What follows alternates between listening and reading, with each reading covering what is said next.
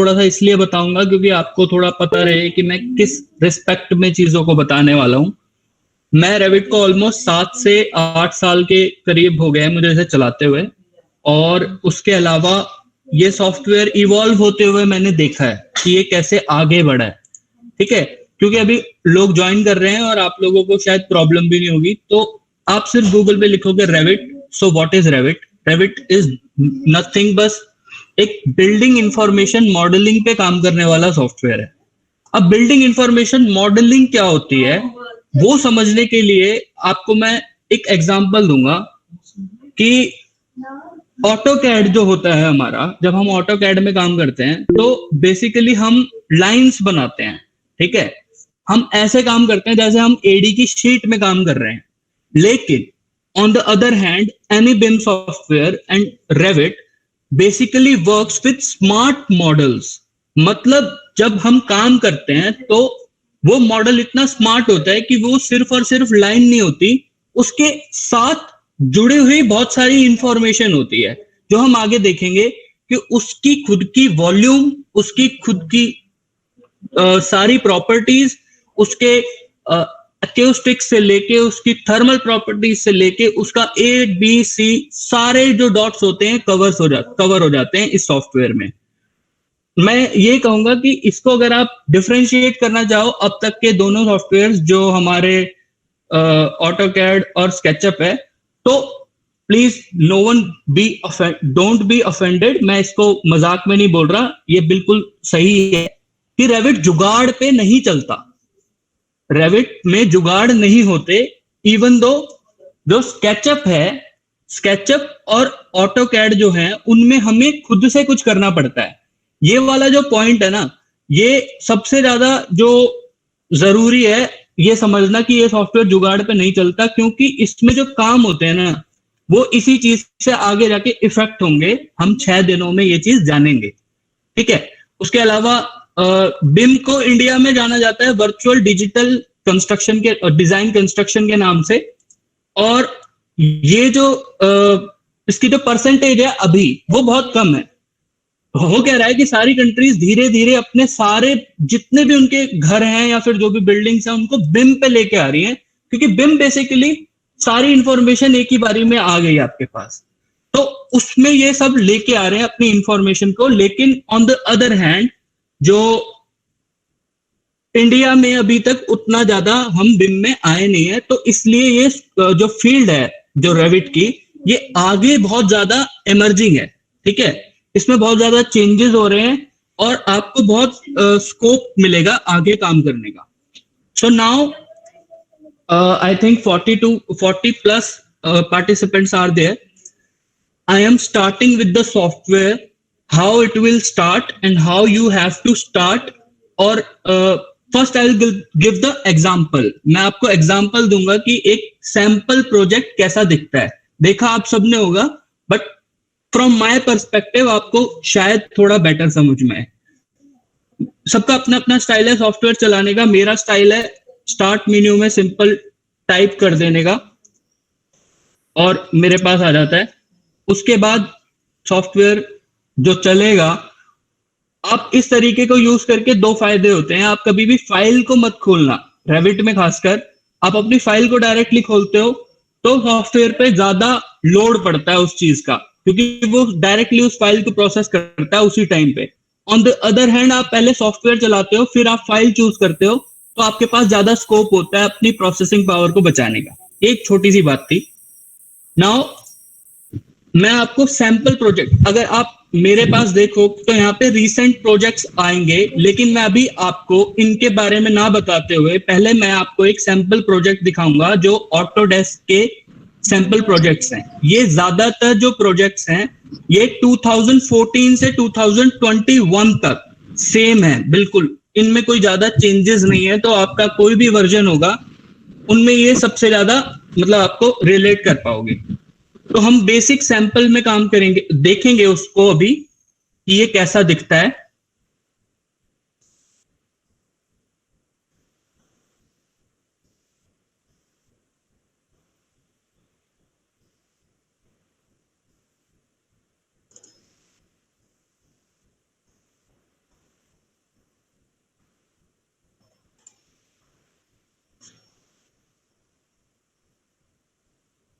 Sorry for the trouble, and now we are in. If you can see, now I am introducing the software, and there are too many things on the screen. Please don't be scared with the interface. It is like a aeroplane. इसमें बहुत सारे चीजें एक ही साथ screen के ऊपर हैं, और मैंने रेजोल्यूशन भी कम किया हुआ है. यहाँ पे लेफ्ट साइड में अभी आपको प्रॉपर्टीज का टैब दिखेगा, राइट साइड में आपको प्रोजेक्ट ब्राउजर का टैब दिखेगा, और टॉप पे ये रिबन है. रिबन सब माइक्रोसॉफ्ट और ऑटोडेस्क के सॉफ्टवेयर में कॉमन है आफ्टर 2010 और 2011 में भी. सो अभी ये स्टार्टिंग में हमने ये देखना है कि हमने ये प्रोजेक्ट खोल दिया है. इसको खुलने के बाद आपको पूरा प्रोजेक्ट अगर ब्राउज करना है, आपको एक चीज से दूसरे चीज में जाना है, तो आप प्रोजेक्ट ब्राउजर का ही यूज करोगे. और प्रोजेक्ट ब्राउजर को यहां से scroll up and scroll down कर सकते हो. आप जहां पे देख सकते हो कि ये जो टाइटल शीट है, ये पहली बात तो ये शीट्स हैं, और उसके अंदर टाइटल शीट है A001. इसके ये बोल्ड हो रखा है, ये बोल्ड हो रखा है, मतलब कि ये सिलेक्टेड है. And this thing which is now open is also noted here. आप टॉप पे देख सकते हैं, यहां पे भी आफ्टर दिस डबल डॉट वाला साइन, यहां पे इसका नाम लिखा हुआ है. पहले प्रोजेक्ट का नाम और फिर डॉट का नाम. एक चीज साथ में मैं आपको बताना चाहूंगा कि जो रेविट है वो प्रोजेक्ट का सॉफ्टवेयर है. Revit is a project software. AutoCAD में जैसे ड्राइंग सेव होती है ना, DWG, ऑटोकैड ड्राइंग, तो रेविट में एक प्रोजेक्ट फाइल सेव होती है. तो रेविट के अंदर, रेविट का सबसे बड़ा फीचर यही है. मैं आपको अभी सबसे पहले प्रोजेक्ट ब्राउजर के बारे में थोड़ा सा बताना चाहूंगा. सबसे पहले आप इसमें देख सकते हैं, these are the views. Views means जो भी चीज आपको डायरेक्टली दिख रही है और आप उसे ड्रॉ उसको चेंज कर रहे हो, ठीक है, directly. On the other hand there are second thing, that is schedule. Schedule में आप व्यू में भी एडिट कर सकते हो और शेड्यूल में भी एडिट कर सकते हो, बट वो चीज आपको डायरेक्टली चेंज नहीं करनी होती. जनरली मतलब आप शेड्यूल में जाके कोई चीज एडिट नहीं करते, वो पहले, ये बेसिकली आउटपुट है. The schedule is basically the output. The views are the input which you give. ठीक है, मैं ये नहीं कह रहा कि शेड्यूल में आप बाद में इनपुट नहीं देते, but generally it is the output. Then the third thing is sheets. Sheets में आपका इनपुट भी होता है, आपका आउटपुट भी होता है. इनपुट ये होता है कि आप इस शीट को अगर देखो तो इसमें ये सारे अलग अलग व्यूज हैं. ये अलग अलग तरह के व्यूज हैं, और ये वाला तो शायद एक शेड्यूल भी है. तो शीट के ऊपर बहुत सारे व्यूज और शेड्यूल आ सकते हैं, बट आप उनको एडिट भी कर सकते हो. आप उनको इजीली इधर उधर हिला सकते हो, और आप उनको चेंज कर सकते हो अकॉर्डिंग टू योर नीड्स, और आप उनका साइज चेंज कर सकते हो according to your needs. So basically sheet में आप फाइनल रिजल्ट निकालते हो, और शेड्यूल में आपको आउटपुट मिलता है, जो आपको बाद में पता चलेगा कि शेड्यूल्स का यूज कहां पे होता है. और व्यूज में आप काम करते हो सबसे ज्यादा टाइम आप बिताते हो अपना व्यूज में. अब व्यूज में सबसे ज्यादा इंपॉर्टेंट जो चीज होती है वो रेविट के अंदर होती है प्लान्स. इसमें फ्लोर प्लान्स कहूंगा मैं आर्किटेक्चरल में, क्योंकि सीलिंग एक और चीज होती है, वैसे सीलिंग प्लान भी होता है, बट उसमें हम बाद में जाएंगे. तो अभी हम इसका एक फ्लोर प्लान खोलते हैं और देखते हैं वो ऐसा दिखता है.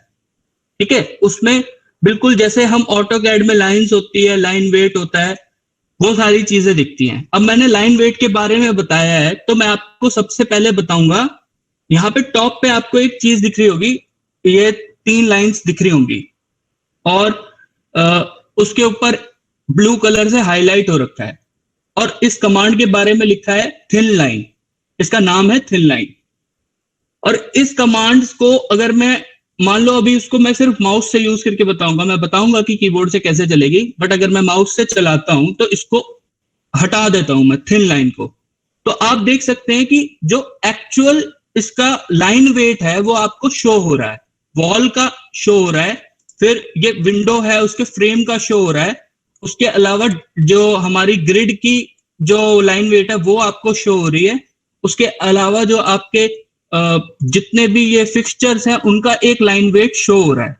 तो अभी मैंने आपको सिर्फ एक कमांड बताई है रेविट की जो यहां से एक्टिव और डीएक्टिव हो रही है। बट अगर आप इसको यहां पे ना ढूंढ पाए तो आप इस कमांड को कैसे टाइप करेंगे या फिर कैसे ऑर्डर देंगे कीबोर्ड से। आप इस स्पेस में जो हमारा बेसिकली जो पूरा ओपन स्पेस होता है ड्राइंग का या फिर किसी भी व्यू का, उस पर क्लिक करने के बाद आप डायरेक्टली उस कमांड को लिख देंगे। मैंने टीएल दबाया है अभी लैपटॉप में, तो टीएल के बाद वो देखिए ऊपर आप यहाँ पे प्लीज ऑब्जर्व कीजिए कि वो कैसे एक्टिव और डीएक्टिव हो रहा है। मैं टीएल दबा रहा हूं वो चला गया, मैं टीएल दबा रहा हूं वो फिर से आ गया। अब ये चीज आपको सिमिलर दिखेगी स्केचअप से। स्केचअप में भी जैसे हम एंटर नहीं मारते ना कमांड के बाद या फिर कोई कमांड लाइन नहीं चल रही होती, सेम चीज रेविट में होती है। और कई चीजें इस सॉफ्टवेयर में आपको सिमिलर मिलेगी ऑटोकैड से। तो अगर आपको रेविट को ध्यान देना है तो आपको ये देखना पड़ेगा कि इसमें ये वाली चीज किस तरह से होती है। And I am really very sorry, मैं बिल्कुल रेलगाड़ी की तरफ चले जा रहा हूं। Anyone having any doubt till now? You can write or you can tell me. Anyone? No, sir. No, Ranjan, you can continue, I guess. Okay. So मैंने अभी तक आपको ये बताया कि ये यहाँ पे व्यूज होते हैं। व्यूज में सबसे पहले मैंने आपको इंट्रोड्यूस किया फ्लोर प्लान। आप किसी भी व्यू को अगर सेलेक्ट करोगे, आप इस पे जाके ऐसे माउस से भी और कीबोर्ड से भी अप एंड डाउन कर सकते हैं। एंड मीनवाइल आप यहाँ पे देख सकते हैं कि जो प्रॉपर्टीज वाला टैब है उसमें भी उस पर्टिकुलर व्यू की आपको बहुत सारी प्रॉपर्टीज दिखाई देने लगेंगी। फॉर एग्जांपल यहाँ पे लेवल 2 का प्लान और साइट प्लान के बारे में देखो तो इनके व्यू स्केल में फर्क है। ठीक है, लेवल 2 का जो व्यू स्केल है वो है 1:100 और साइट प्लान का है 1:200। डिटेल लेवल में फर्क है। इसके बारे में डेप्थ में बात में बताऊंगा। बस मैं ये बता रहा हूं आपको किसी चीज की प्रॉपर्टी, किसी व्यू की प्रॉपर्टी देखनी है तो आप राइट में जो प्रोजेक्ट ब्राउजर है उस पे आप अप एंड डाउन करके उसको देख सकते हैं। अगर आपको उसको एंटर करना है या तो आप डबल क्लिक दबाइए या फिर आप एंटर दबाइए। आप एंटर दबाएंगे तो भी आप उस पर्टिकुलर व्यू में एंटर कर जाएंगे। अगर आपको सिंपली काफी देर हो गई है काम करते हुए, आपने फॉर एग्जांपल ये भी खोल दिया, ये भी खोल दिया, ये भी खोल दिया, ये भी खोल दिया, अब देख रहे हैं आपकी खुल तो सब कुछ गया है लेकिन आपने कुछ बंद नहीं किया है बेसिकली। और होता क्या है जब ये हो जाता है ना बहुत देर तक, तो कंप्यूटर की रैम भर जाती है। आप यहाँ पे रैम का ग्राफ देख सकते हैं, ये थोड़ा बहुत अभी इतना दिख नहीं रहा है, लेकिन जब बहुत ज्यादा बढ़ जाएगा, जब बहुत सारी फाइलें उसमें बहुत सारी व्यूज या बहुत सारे शीट्स पीछे से आप खोल के रखेंगे तो होगा ये कि वो बहुत स्लो हो जाता है जो पूरा एनवायरनमेंट है। तो होगा क्या, आपको क्या करना पड़ेगा उस टाइम पे? पहला सबसे इजी तरीका तो यह है कि आप अपने लैपटॉप को या कंप्यूटर को थोड़ी बहुत देर बाद, मतलब हर 5 घंटे में रिस्टार्ट कर लीजिए। अदरवाइज आपको चलते चलते कुछ करना है तो आप यहाँ पे देख सकते हैं कि ये विंडो जो है इसके ऊपर यहाँ पे क्लोज, मिनिमाइज, मैक्सिमाइज का बटन और मतलब रिस्टोर का बटन है। तो आप इसमें क्लोज दबाएंगे। अब आपने देखा कि वो व्यू बंद हो गया, वो फाइल बंद नहीं हुई, ये पूरा प्रोजेक्ट बंद नहीं हुआ, बट उस प्रोजेक्ट का वो व्यू बंद हो गया यहाँ पे क्लोज करने से। अब यहाँ पे आप क्लोज कर रहे हैं, फिर दोबारा क्लोज कर रहे हैं, क्लोज कर रहे हैं, क्लोज कर रहे हैं, क्लोज कर रहे हैं, क्योंकि ये फाइल बंद इसलिए हुई क्योंकि इस फाइल में मैंने कुछ भी एडिट नहीं किया था। लेकिन अगर मैं इस फाइल को खोल के,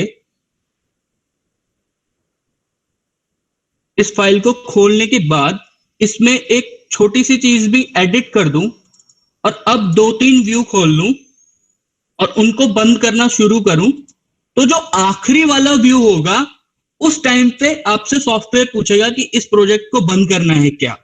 तो आपको तब देखना है कि आपने ये फाइल सेव करनी है या नहीं करनी। मैं यहाँ पे कैंसिल कर दूंगा सिंपली। उसके बाद मैंने आपको व्यूज बता दिए कि कैसे होते हैं, वो कैसे खुलते हैं, उनकी प्रॉपर्टीज कहाँ से आती हैं। उनके बाद व्यूज होते क्या क्या हैं, वो ये होते हैं कि प्लान्स होते हैं, 3D व्यूज होते हैं, एलिवेशंस होते हैं, सेक्शंस होते हैं, सेक्शंस की डिटेल्स होती हैं डिफरेंट, वो बाद में देखेंगे हम कि कैसे एक सेक्शन के अंदर भी डिटेल बनने के बाद वो एक अलग टाइप का व्यू ही बन जाता है। फिर रेंडरिंग्स होते हैं। आप 3D व्यू देखोगे, ये 3D व्यू है अप्रोच का, ठीक है, उसने उसको नाम दिया हुआ है अप्रोच, यहां से रीनेम भी होता है ये, अप्रोच की जगह अप्रोच रंजन। तो अप्रोच का जो 3D व्यू है उसका रेंडरिंग यहां पे है नीचे। ये रेंडरिंग अपने आप भी सेव होती है और ये आपसे जब आप रेंडर करता है तो पूछता भी है। तो अल्टीमेटली ना ये एक तालिका है, जो प्रोजेक्ट ब्राउजर है इसके नाम में ही क्लियर है कि ये पूरा एक टैब है, इसमें आपका सारा प्रोजेक्ट, इसके अलावा आपके पास इस प्रोजेक्ट में कुछ भी नहीं है, सब कुछ इसी के अंदर समा जाता है, जो ये वाला आपका टैब है। कई बार क्या होता है ये ऐसे बंद हो जाते हैं, मान लो करना भी पड़ता है, जैसे काम करना है, आपने इन सबको ही बंद कर दिया, ठीक है, आपको स्क्रीन बड़ी करनी है बहुत और आपको थोड़ा सा देखना है, या फिर ऐसे जैसे मैं आपको ये व्यू प्रेजेंट कर रहा हूं, तो होता क्या है कि अब ये वापस खुलने के लिए नहीं आता, मतलब कैसे खुलेगा। तो सिंपली जो रिबन है, रिबन तो यहां से शो हो जाएगा इस बटन से, ये ट्राइंगुलर बटन है, मतलब एक बटन है जिसमें बीच में ट्राइंगल है। उसके बाद आपको अगर प्रोजेक्ट ब्राउजर खोलना है तो आपको ये ओपन स्पेस है, इसके ऊपर राइट क्लिक करना है, यहां पे ब्राउजर के अंदर प्रोजेक्ट ब्राउजर खोलना है और नीचे सबसे नीचे होती है प्रॉपर्टीज, तो प्रॉपर्टीज खोलनी है। अगर मेरा यहाँ पे ये ऐसे अटैच नहीं हो रहा है तो मुझे ऐसे जाके अटैच कर देना है, इसका साइज ऐसे एडजस्ट कर लेना है। उसके बाद सेम चीज प्रोजेक्ट ब्राउजर के साथ कर सकता हूं मैं। अगर मुझे कई सारे ये व्यूज एक साथ खोलने हैं और उनमें कंपेयर करना है, मैंने आपको बोला था ना कि इसके मॉडल इंटेलिजेंट होते हैं, मैं आपको बताता हूं कि कैसे इंटेलिजेंट होते हैं। आपने ये शीट खोली हुई है, इस शीट में सारे फाइनल ड्राइंग्स हैं और ये रेंडरिंग जो है ना ये बेसिकली एडिट नहीं होती, मतलब रेंडरिंग इज लाइक इमेज बन चुकी है अब इसकी, अब आप इसमें कोई चीज एडिट नहीं करोगे। ये एक एक्सेप्शन है इस चीज के बाद, क्योंकि रेंडरिंग तो लाइव हो नहीं सकती ना, इट टेक्स टाइम। मैं आपको कोई ऐसी शीट दिखाता हूं जो लाइव चेंज हो सके। अब मैंने यहां पे खोल लिया साइट प्लान, उसकी शीट खोल ली मैंने, और मैं दूसरी तरफ यहां पे लेवल 2 खोल लिया, और लेवल 2 को खोलने के बाद मैंने इसको रखा यहां पे और इसको रखा यहां पे, बड़ी स्क्रीन में बड़ा इजीली हो जाता है। और मैंने इन दो शीट्स को साइमल्टेनियसली हिलाया, मतलब इन पे काम करना है तो कैसे दिखेंगे, मैं आपको एक मिनट इनको सेट करके दिखाता हूं और फिर इसका यूज बताता हूं कि ये कैसे काम आता है। अब आपने देखा कि ये पूरा सेकंड फ्लोर, मतलब सेकंड लेवल है।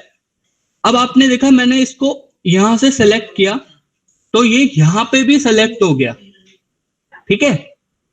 एनीवन कैन टेल मी कि आपको ये समझ आ गया पॉइंट, कि दो व्यूज में एक बारी में वो चीज सेलेक्ट होगी, राइट सर? क्योंकि सेम चीज था इसीलिए। हाँ बिल्कुल वही चीज सेलेक्ट होगी। बट आपने कभी ऑटो कैड में देखा है कि एक प्लान में चूज करो तो दूसरे प्लान में भी चूज हो जाए वही चीज? नहीं होती ना, क्योंकि उसमें हम बनाते हैं। इसमें ये चीज सॉफ्टवेयर, मतलब मैं ये नहीं कह रहा ये भी इंसान नहीं बनाया है, लेकिन इसमें ये हमारे प्रोजेक्ट में भी यही होगा। अगर मैं अपने प्रोजेक्ट को लूं तो भी यही होगा कि मैं एक व्यू में अगर कोई एक ऑब्जेक्ट को चूज करूं, जो कि मैंने आपको स्टार्टिंग में ही बोला था इसके सारे ऑब्जेक्ट स्मार्ट होते हैं, मतलब वो अगर यहां पे सेलेक्ट हो रहा है तो वो यहां पे भी सेलेक्ट हो रहा है, ठीक है। और ये ऑब्जेक्ट अगर मैं यहां पे हिला रहा हूं तो वो यहां पे भी हिल रहा है। आपको ये पॉइंट समझ आ रहा है कि अगर मैं इस लाइन को यहां पे हिला रहा हूं, सर ये प्लेस कैसे? योगिता आपकी आवाज एक को हो गई थी और फिर बंद हो गई। सर ये हाफ मतलब प्लेस कैसे किया आपने? ये हो ही नहीं रहा है, ये पूरा स्क्रीन में फिट हो जा रहा है। आपको ना यहाँ पे आपका ऐसे होगा शायद, है ना, ऐसा दिख रहा है ना, चैट पे लिख दो। Ritika, you are saying it can be done in the AutoCAD also, but there are things which are not possible in AutoCAD. I'll show you. This is the 3D view. ठीक है, 3D view के बाद मैंने ये second floor का plan खोला और AutoCAD में जो ये हम काम करते हैं वो लेयर्स पे करते हैं, और बेसिकली होता क्या है कि हम 3D कभी भी AutoCAD में नहीं बनाते, प्रेफरेबली बना सकते हैं लेकिन बनाते नहीं है क्योंकि वो बहुत स्लो हो जाता है। रेविट का यही फायदा है कि इसमें हैवी फाइल भी उतनी स्लो नहीं होती। अब देखो यहाँ पे ये सेकंड फ्लोर को मैंने सेलेक्ट किया, पूरे को, जो लेवल 2 है, सॉरी, इसको मैंने पूरा सेलेक्ट किया और ये यहाँ पे भी दिख रहा है सिलेक्टेड। अगर मैं इस चीज को यहां से डिलीट कर देता हूं तो वो इस व्यू में भी यहां पे डिलीट हो जाएगी, ठीक है। बट AutoCAD में हमारे जो ऑब्जेक्ट्स होते हैं ना वो इतने फाइनलाइज नहीं दिखते, जो प्लान्स होते हैं, अगर हम उनको 3D बना के ऐसे डिलीट या ठीक करें, ठीक है। और दो व्यूज को साइमल्टेनियसली काम करने की अगर बात है तो अगर हम इस ऑब्जेक्ट को हिला रहे हैं, suppose this is the second floor and this is the bathroom, so इसको मैं हिला रहा हूं तो आपको दिख रहा है ये कैसे हिल रहा है। क्लियर दिस पॉइंट कि why this is smart object and what properties it holds, ठीक है। तो अभी तक हमने ये देखा कि ये सारे व्यूज होते हैं, उनके अंदर हम आपस में जो काम करेंगे वो सारा सिंक्रोनाइज्ड होता है, कोई भी प्रॉब्लम नहीं होती। आप सपोज इस एलिवेशन में जाओ और यहां से ये ट्री हटा दो तो ये आपका 3D में भी हट गया, ये ट्रीज आपके प्लान में भी हट गए। ये अगर आपने ग्रिल हटा दी तो ये आपका 3D में भी हट गया, प्लान में भी हट गया। Everything is working simultaneously and this is the main feature of Revit, ठीक है, कि ये फाइनल व्यू देता है ऐसा बिल्कुल जैसे फोटोशॉप भी किया हुआ है हमने, ठीक है, और वो भी साइमल्टेनियसली देता है। और मेरे जैसे स्लो लैपटॉप में भी इतना तेज चल जाता है कि आप कंफर्टेबली काम कर सकते हो उसमें। देन द नेक्स्ट थिंग, आप साइमल्टेनियसली काम करने वाली चीज मेरे हिसाब से आपको समझ आ गई होगी। Next thing which we will discuss in Revit is what are the main objects which are used in the software, ठीक है। अगर हम सिलेबस को देखें एक बार तो इसमें यहाँ पे डोर्स एंड विंडोज से पहले simple walls. So the next thing is what type of objects I was talking about which are smart. So everything in Revit is smart. अगर आप स्मार्ट ऑब्जेक्ट्स में काम नहीं करेंगे तो आप एंड में जाके फंस जाएंगे। हम बोल देते हैं बड़ा इजीली कि रेविट में सेक्शन ऑटोमेटिकली कटता है, लेकिन कटता नहीं है। जब तो हम बोलते हैं कि रेविट सॉफ्टवेयर खराब है। होता क्या है, हम काम ही गलत तरीके से कर रहे होते हैं। ऐसा एक जनरल ऑब्जर्वेशन है मेरी, जितने लोगों को मैंने देखा है। यहाँ पे ऑब्जेक्ट्स की अगर मैं बात करूं तो आप ये आर्किटेक्चर टैब में देख सकते हैं। This is wall, WA command, then door, windows, components. Component is basically everything other than door, window, ठीक है। इसमें आपके सारे, यहाँ पे फोटोज में ही आ रहे हैं नजर, सारे आपके फिक्सचर्स आ जाएंगे आपके। उसके अलावा इंपोर्टेड कैड या फिर इंपोर्टेड स्केचअप की चीजें आ जाएंगी। उसके अलावा जितने भी ऑनलाइन मिलने वाली चीजें हैं वो भी आ जाएंगी। इवन दो इनके भी ऑनलाइन आपको फैमिलीज मिलती हैं। रेविट में प्रोजेक्ट के अलावा फैमिलीज और टेम्पलेट्स भी होती हैं, ठीक है। These are the three things which are there. Project, which we generally conceive like this is the project, whole project. Everything is here in the project browser. Family में भी everything is in the project browser, but family is used inside the project. Okay, and this, if I want to give the example of family, so this is a family. ठीक है, ये fixture एक family है, plumbing fixture. अब मैं बात करूं कि सबसे ज्यादा इंपॉर्टेंट चीज क्या है इस प्लान को। सपोज आप, मेरे हिसाब से इसमें इससे ज्यादा कुछ समझने वाला है नहीं, बाकी आप भी अपने लेवल पे देखो, क्योंकि क्लास बहुत लंबी हो जाएगी वरना। आप इसको खोल लेना, आराम से समझ लेना। मैं अब आपको ये बताता हूं कि हम इस सॉफ्टवेयर को खुद से जब चलाते हैं तो हम कैसे स्टार्ट करते हैं। आपको ये विंडो दिखेगी, आप बिल्कुल खाली होगे, आप देखोगे कि मैं स्टार्ट कहां से करूं, और इसमें बड़ा क्रूशियल पॉइंट्स हैं 2-3, वो मैं आपको बताता हूं। अगर मैं आपको यहाँ पे करता हूं न्यू और मैं यहाँ पे नन कर देता हूं, ऐसा नहीं करना है। पहली बात प्लीज नोट, यहाँ पे टेम्पलेट फाइल में कभी नन मत करना। तो क्या होगा कि ये मुझसे सिंपली यूनिट्स पूछेगा और मैंने सपोज मैट्रिक कर दिया और मेरी फाइल चल जाएगी।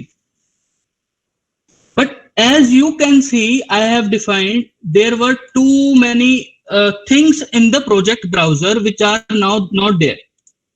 आप सब समझ सकते हैं ना इस बात को कि मैंने वहां पे कितनी सारी चीजें बताई थी कि ये भी है, ये भी है, और यहाँ पे तो कुछ भी नहीं है। Clear this point? ये चीज, हाँ, तो ये चीज नहीं करनी है। मैं इस फाइल को बंद कर देता हूं। नाउ न्यू में टेम्पलेट में, हाँ जी सर अगर ये ऑप्शन ना है तो फिर ऐसे लाएंगे इनको? मैं आपका नाम जान सकता हूँ? आपकी मेरे को एक सेकंड। सर मैं चेतन। हाँ जी चेतन, कौन सा वाला ऑप्शन? सर वो जो आर्किटेक्चरल, वो जो 4 ऑप्शन आए थे ना उसमें, जिसमें नन नहीं करना है, हमें न्यू फाइल ओपन करते ही आते हैं जो ऑप्शन। अच्छा, आपके पास ये ऑप्शन नहीं आ रहे हैं? हाँ, ये बहुत अच्छा सवाल है। नहीं, बिल्कुल बहुत बढ़िया, ये होता है। आप यहाँ पे ब्राउज कर सकते हो और आपके पास ना ये विंडो खुलेगी। अगर ये नहीं खुल रही है, if you are having any trouble, आपको ब्राउज करने पे ये विंडो नहीं खुल रही है, तो आपके कंप्यूटर में जो रेविट की पूरी हमारी लाइब्रेरी होती है ना, वो इंस्टॉल्ड नहीं है, या तो आपने उसको इंस्टॉलेशन के टाइम पे टिक नहीं किया था। दोनों में से कोई एक चीज है। मतलब एक तो अलग से इंस्टॉल करते हैं, यहाँ पे लाइब्रेरी है, ठीक है, या फिर आपने इंस्टॉलेशन के टाइम पे अपने कंट्री को टिक नहीं किया था, वो थोड़ा सा अलग से जाके करना पड़ता है। वो मैं आपको जब किसी को इंस्टॉलेशन में प्रॉब्लम हो, मैं व्हाट्सएप पे बता दूंगा, अभी नहीं बता सकता, ठीक है। अब मैं बात कर रहा हूं, यहाँ पे आप ब्राउज कर सकते हो, ये डाउनलोड भी हो जाती हैं टेम्पलेट्स। और मेरा खुद का जो तरीका है काम करने का, वो तो ये है कि मैं नया फाइल कभी बनाता ही नहीं हूं। मैं एक फाइल बना लेता हूं जिसपे मैं काम करता हूं जनरली, उसको फिर मैं ओपन करता हूं कॉपी करने के बाद, ठीक है। वो मेरा नया प्रोजेक्ट हो जाता है, क्योंकि उसमें मेरी कुछ चीजें हैं जो पहले से ही होती हैं। वो हमें पता चलेगा कि क्या क्या चीजें हैं जिनकी मैं बात कर रहा हूं। अब यहाँ पे मैंने आर्किटेक्चरल टेम्पलेट को ओपन किया, तो प्रोजेक्ट ब्राउजर में उतनी ज्यादा चीजें अभी भी नहीं है जितनी उसमें थी सैंपल प्रोजेक्ट में, लेकिन still it is the basic requirement which we need. Section बाद में बन जाता है, और 3D व्यूज आपको अगर देखने हैं और बनाने हैं वो भी बाद में मैं बता दूंगा। लेकिन वर्ल्ड में इसका वर्ल्ड, इस चीज को मैं वर्ल्ड बोलता हूं, मुझे नहीं पता इसकी क्या कोई परिभाषा है वैसे, बट मैं इसको वर्ल्ड बोलता हूं। जो ये वाला जो काम करने का वर्क स्पेस है, इसको अगर आपको इजीली देखना है तो आप यहां पे क्लिक कर सकते हो, default 3D। Default 3D is the default 3D which is orthographic, ठीक है। ये ऑर्थोग्राफिक मोड है। आप इसका जो ये बॉक्स है इसी से समझ सकते हैं। मैं एक ऑब्जेक्ट बना के दिखा देता हूं, और ये आपका 3D है लेकिन ऑर्थोग्राफिक है, ठीक है। अब आप जैसे ही मैंने डिफॉल्ट 3D खोल के उसमें कुछ बनाया, आप प्रोजेक्ट ब्राउजर में देख सकते हैं ऐड हो गया 3D व्यूज, और उसमें ये 3D नाम से अभी बोल्ड हो रखा है। तो 3D व्यू मेरा खुला हुआ है। अब जैसे ही मैं लेवल 1 में आया, मैंने देखा यहाँ पे भी वो वॉल बन चुकी है। अब वॉल बनते ऐसे डायरेक्ट कभी भी वॉल नहीं बनाते वैसे, बट जस्ट मैंने दिखाया था कि 3D कैसे खुलता है। अब बनाते कैसे हैं फिर? अगर इतनी देर हो गई, आधा घंटा हो गया ऑलमोस्ट इंट्रोडक्शन में ही, तो फिर वॉल कैसे बनेगी? अब सबसे पहले तो पहली बात है, वॉल ही बनेगी इस पूरे रेविट के काल चक्र में। सबसे पहले वॉल बनेगी, लेकिन वॉल डायरेक्टली ऐसे बनाना स्टार्ट नहीं करना प्लीज। आपको सबसे पहले, जैसे आपने यहाँ पे वॉल सिलेक्ट की, उसके बाद ये एडिट टाइप का बटन आएगा प्रॉपर्टीज टैब के अंदर। यहाँ पे एडिट टाइप को क्लिक कर देना है। ये डायलॉग बॉक्स खुलेगा, उसके अंदर ये प्रॉपर्टीज होंगी उस पर्टिकुलर फैमिली की। Wall is also a family in Revit. उसको आपको सिंपली कुछ नहीं सोचना ज्यादा, आपको सिर्फ डुप्लीकेट करना है, ठीक है, और प्रेफरेबली जेनेरिक वाली को डुप्लीकेट करना है। अब हमारे यहाँ पे 230 mm की ब्रिक होती है, तो मैं यहाँ पे लिखूंगा 230 mm, अपना नाम भी लिख सकता हूँ, वरना 230 सर mm। प्लीज थोड़ा स्लो कर दीजिए, हम साइड बाय साइड कर रहे हैं ना, तो वो मैचअप करने में बहुत मुश्किल हो रही है। थोड़ा सा स्लो बताऊं? हाँ जी। ओके सॉरी, एक मिनट में वॉल से स्टार्ट करता हूं। सबसे पहला ऑब्जेक्ट जो सबसे ज्यादा इंपॉर्टेंट भी होता है पूरे रेविट में, वो होता है वॉल। जब मैं वॉल को सेलेक्ट करूंगा तो मुझे लेफ्ट साइड में, इसको मैं बड़ा करके दिखा देता हूं, ये दिखेगी इसकी प्रॉपर्टीज। नीचे वाले पे अभी मैं बाद में आऊंगा, पहले मैं एडिट टाइप करा देता हूं, जो मैं एक न्यू टाइप की वॉल बना दूं जो मैं अपने प्रोजेक्ट में यूज करने वाला हूं।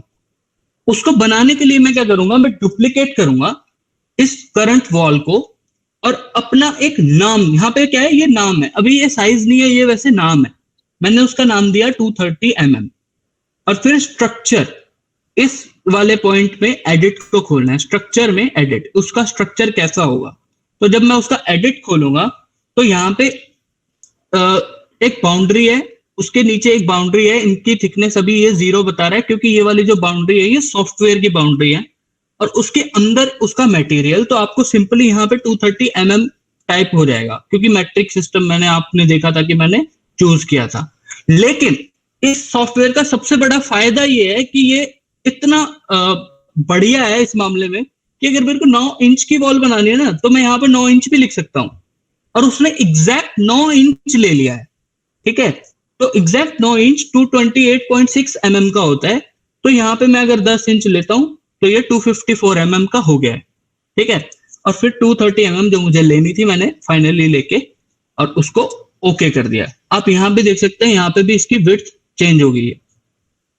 विड्थ चेंज हो जाए उसके बाद आपको यहाँ पे ओके टिक करना है, और आप देख सकते हो कि ये जो बेसिक वॉल है ये एक नई फैमिली है, एक नया टाइप ऑफ वॉल हमने बना दिया है। और अगर आप देखना चाहते हो कितने टाइप ऑफ वॉल अभी स्टार्टिंग में हमारे पास अवेलेबल है, तो वो आपको ऐसे यहाँ पे इसको नीचे ड्रॉप करके, और आप देख सकते हो इसमें आखिरी में ये 3 होते हैं, कर्टेन वॉल, एक्सटीरियर ग्लेजिंग और स्टोर फ्रंट।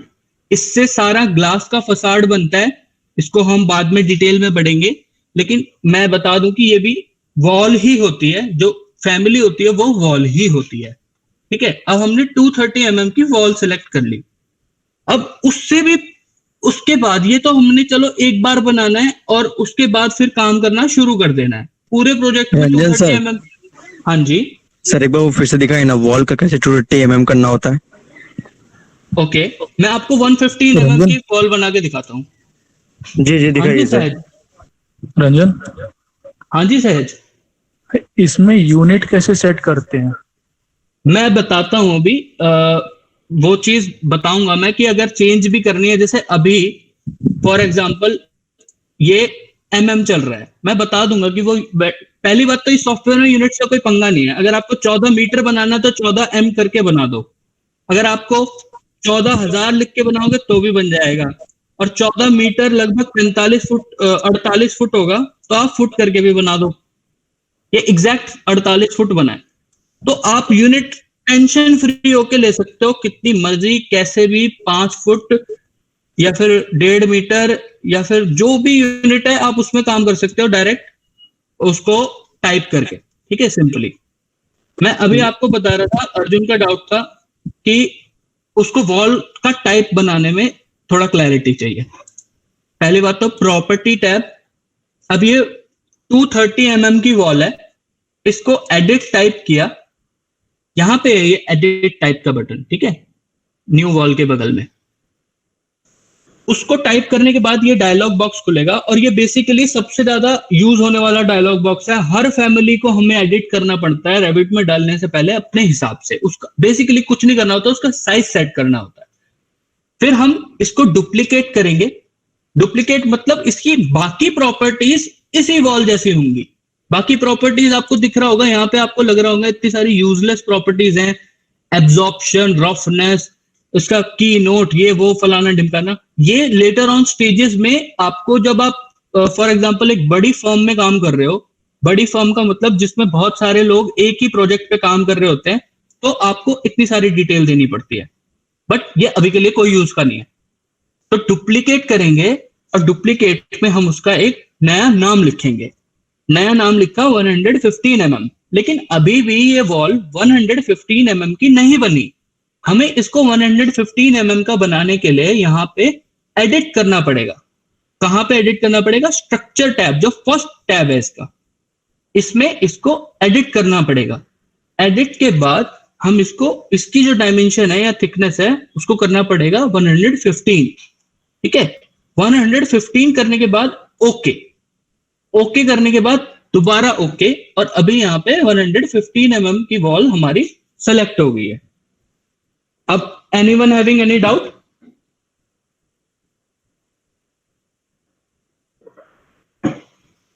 क्लियर?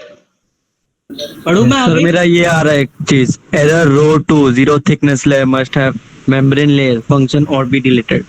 इसका मतलब क्या हो रहा है? Sorry, error row 2 zero thickness layer must have membrane layer function or be deleted, ये आ रहा है मेरा बार बार सर। आपकी जो वॉल है ना, आपने उसको जेनेरिक वॉल को डुप्लीकेट नहीं किया है। पहली बात तो आपने इनमें से किसी वॉल में जिनमें इतनी सारी छोटी मोटी चीजें हैं, ये बेसिकली होता क्या है, हमारे देश में तो ब्रिक वर्क ज्यादा यूज होता है, तो हम जेनेरिक वाली को डुप्लीकेट करते हैं। जितनी भी जेनेरिक वॉल्स होती है हमारे पास, जो बाकी की ये वॉल है ना, CW करके आप देख रहे हो, ये बेसिकली वुड वॉल्स होती है, और इनकी प्रॉपर्टीज में आपको दिख सकता है यहाँ पे एडिट टाइप में जाके कि इनके अंदर इतने सारे अलग अलग चीजें हैं।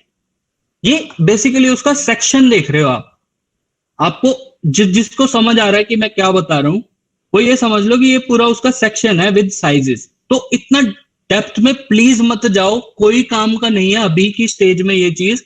तो आप इसको प्लीज जेनेरिक वॉल को एडिट करो अर्जुन, जो जेनेरिक वॉल है उसको एडिट करके डुप्लीकेट करो, और फिर उसमें जो उसका साइज है आप देख लो कि उसमें सिर्फ एक ही चीज हो यहाँ पे, ठीक है, और उसी का साइज आप चेंज कर रहे हो, और उसका साइज 0 ना हो।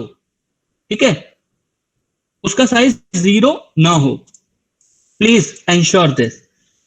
Now coming to the how to lay a wall, because इसमें स्टार्टिंग में ही दिक्कत है, बाद में एक बार बन गया ना सब कुछ तो फिर कोई प्रॉब्लम नहीं है। अब आप देखोगे कि यहाँ पे ये बोल रहा है कि कॉन्स्ट्रेंट्स, मतलब वो वॉल की डायमेंशन कहां से कहां तक है, उसके साथ क्या क्या चीजें जुड़ी हुई हैं। तो उसका बेस ऑफसेट, अब ये ऑफसेट क्या होता है? ये होता है इस बेस कॉन्स्ट्रेंट से कितना अप या कितना डाउन। अगर मैं बात करूं लेवल 1 की, तो लेवल 1 मुझे अभी तक मैंने कोई लेवल के बारे में इंफॉर्मेशन गैदर ही नहीं की अपने प्रोजेक्ट की, लेकिन ये मैंने एक तरीके से गलत तरीका अपनाया। तो हम सबसे पहले वॉल को बनाने से भी पहले लेवल सेट करते हैं अपने प्रोजेक्ट का। तो वो कैसे करेंगे? वो अब प्लान में तो लेवल दिखता नहीं है, प्लान में तो सारी चीजें एक के ऊपर एक दिखती हैं। तो हम जाएंगे एलिवेशन में, किसी भी एक एलिवेशन में।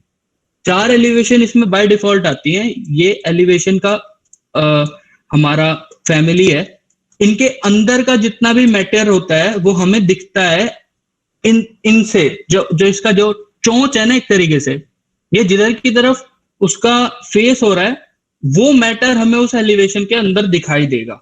मैं एक वॉल जस्ट फॉर एग्जांपल, अभी मैंने ये वॉल फाइनल वॉल नहीं बनाई है, जस्ट फॉर एग्जांपल इस वॉल को बना रहा हूं, और फिर इसको ईस्ट एलिवेशन से देख लिया। तो ये वॉल यहां से ऐसी दिख रही है, नॉर्थ से ऐसी दिख रही है, साउथ से ऐसी दिख रही है। ठीक है, मैं इसका एग्जांपल दे रहा हूं। लेकिन अगर मैंने इस चीज को यहां से आउट कर दिया, इनके जो चोंच है, जो मतलब इसकी जो टिप है, उससे बाहर कर दिया, तो हम इसके बाहर के किसी भी मैटर को एलिवेशंस में नहीं देख पाएंगे। देख लीजिए यहां से वो गायब हो गया है। ठीक है, तो अभी इस ऑब्जेक्ट को अंदर ही, मतलब हमें बेसिकली इस स्पेस में काम करना होता है। मैं बताऊंगा इस स्पेस को बढ़ाना कैसे है, बट अभी जल्दी से एकदम से क्विकली मैं बताऊंगा कि पहले लेवल्स कैसे बनाने हैं या उनके लेवल्स कैसे चेंज करने हैं। आप देख सकते हैं जो हमने और आर्किटेक्चरल टेम्पलेट यूज की है उसमें 2 लेवल बाय डिफॉल्ट बने हुए हैं। अब ये 2 लेवल होते हैं, लेवल 1 और लेवल 2। बट बहुत दिनों में काम करने के बाद मुझे ये पता चला है कि इनके नाम इस तरीके से रखना सही नहीं है। तो आप लेवल बनाना प्लीज इस चीज को ना रेड पेन से लिख लो, जो लोग लिख रहे हैं, कि इसको बनाना ऑलमोस्ट उतना ही इंपॉर्टेंट है जितना 1 घंटा काम करना पूरे रेविट में। ठीक है, ये उतना इंपॉर्टेंट चीज है, आपका सब कुछ खराब कर देगा अगर ये ढंग से नहीं बना, और आपको सब कुछ अच्छे से बनवा देगा अगर ये ढंग से बना है। तो आप लेवल 1 को हमेशा लेवल 1 ही रहने दें, इसको चेंज ना करें कभी भी, कोई भी प्रोजेक्ट हो। और उसके ऊपर यहाँ पे जहां पे इसका लेवल लिखा है इसको पहले सेलेक्ट करेंगे, या ब्लू कलर से सेलेक्ट हो जाएगा, दिखेगा। और यहाँ पे जहां पे इसका नाम है उसमें ये बोल रहा है कि इस पैरामीटर को एडिट कर सकते हैं, वहां पे जाके क्लिक कर दीजिए। क्लिक करने के बाद आप उसको नाम दें, ये प्लीज ये बड़ा क्रूशियल है, थोड़ा ध्यान से सुनना, 0 और फिर ये निशान लगा सकते हैं, ये मेरा चॉइस है। और उसके बाद इसका कोई भी नाम रखें जो आप ग्राउंड के लिए देंगे। ठीक है, फॉर एग्जाम्पल मैं ग्राउंड लेवल रखता हूं अपने 0 वाले लेवल को। ठीक है, अब ये बोल रहा है आप इसका नाम चेंज करना चाहते हो, यस। और जो उससे ऊपर वाला जो लेवल है ना, लेवल जिस सीरीज में बन रहे हैं प्लीज उनको उसी सीरीज में बनाएं। और उससे बाद में प्रॉब्लम आती है, वो मैं आपको किसी जब 5th या 6th डे होगा मैं तब बताऊंगा, वो प्रॉब्लम अलग तरीके की होती है। लेकिन आप इस काम को, अब आप देख रहे हैं कि यहाँ पे आप नाम के साथ साथ उसका लेवल भी चेंज कर सकते हैं। अब सारे लेवल्स 0 से रिलेटेड है, तो 0 से प्लिंथ फॉर एग्जांपल 450 mm मैंने लेनी है, तो पहला लेवल तो वो प्लिंथ ही होगा।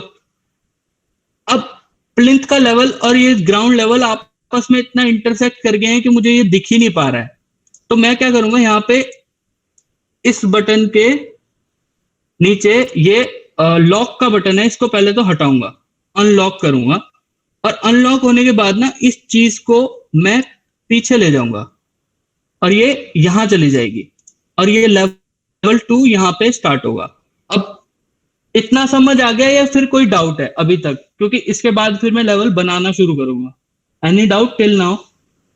सर जैसे कि अभी ग्राउंड लेवल से प्लिंथ तक 450 mm दे दिया, तो इन केस जब अगर हम इसके ऊपर स्लैब वगैरह या फिर कुछ बनाए तो उसका थिकनेस भी हमें 450 ही देना होता है, तभी वो लेवल रीच करते हैं ना?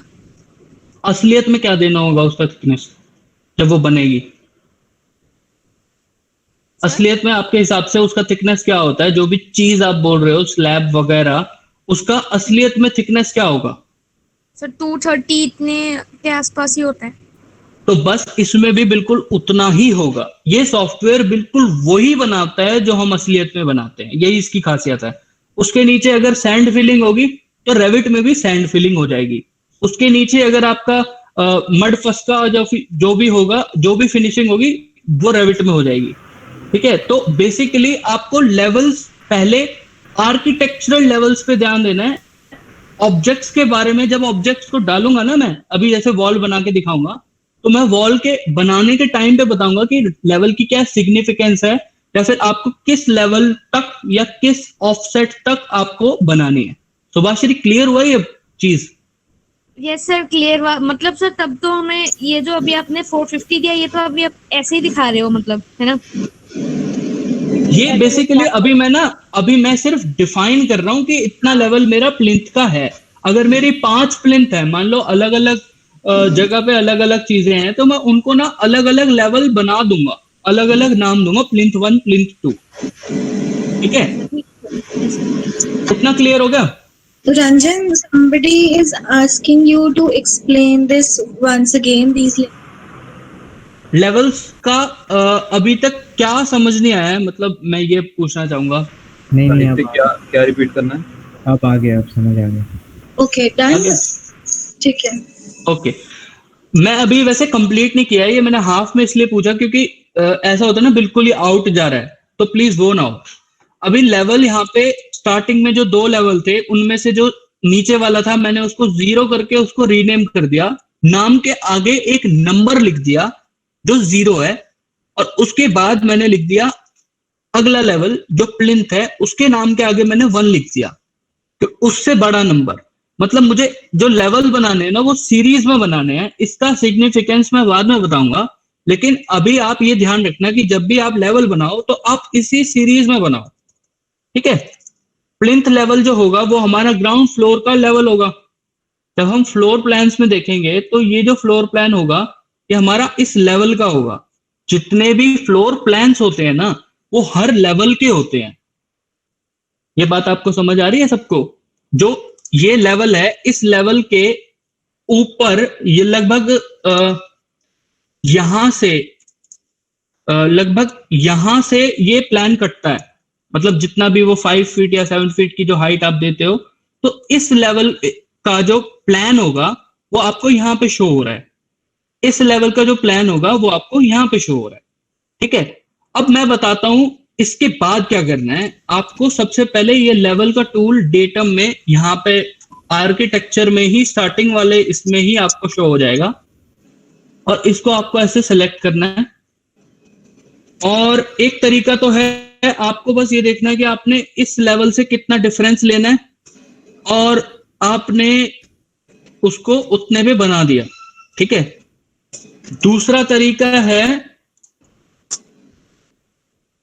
आपने दोबारा लेवल लिया और जब आप बना रहे थे तो आप टाइप करना शुरू कर दो सीधा, तो वो देख लेगा कि कितना फर्क है।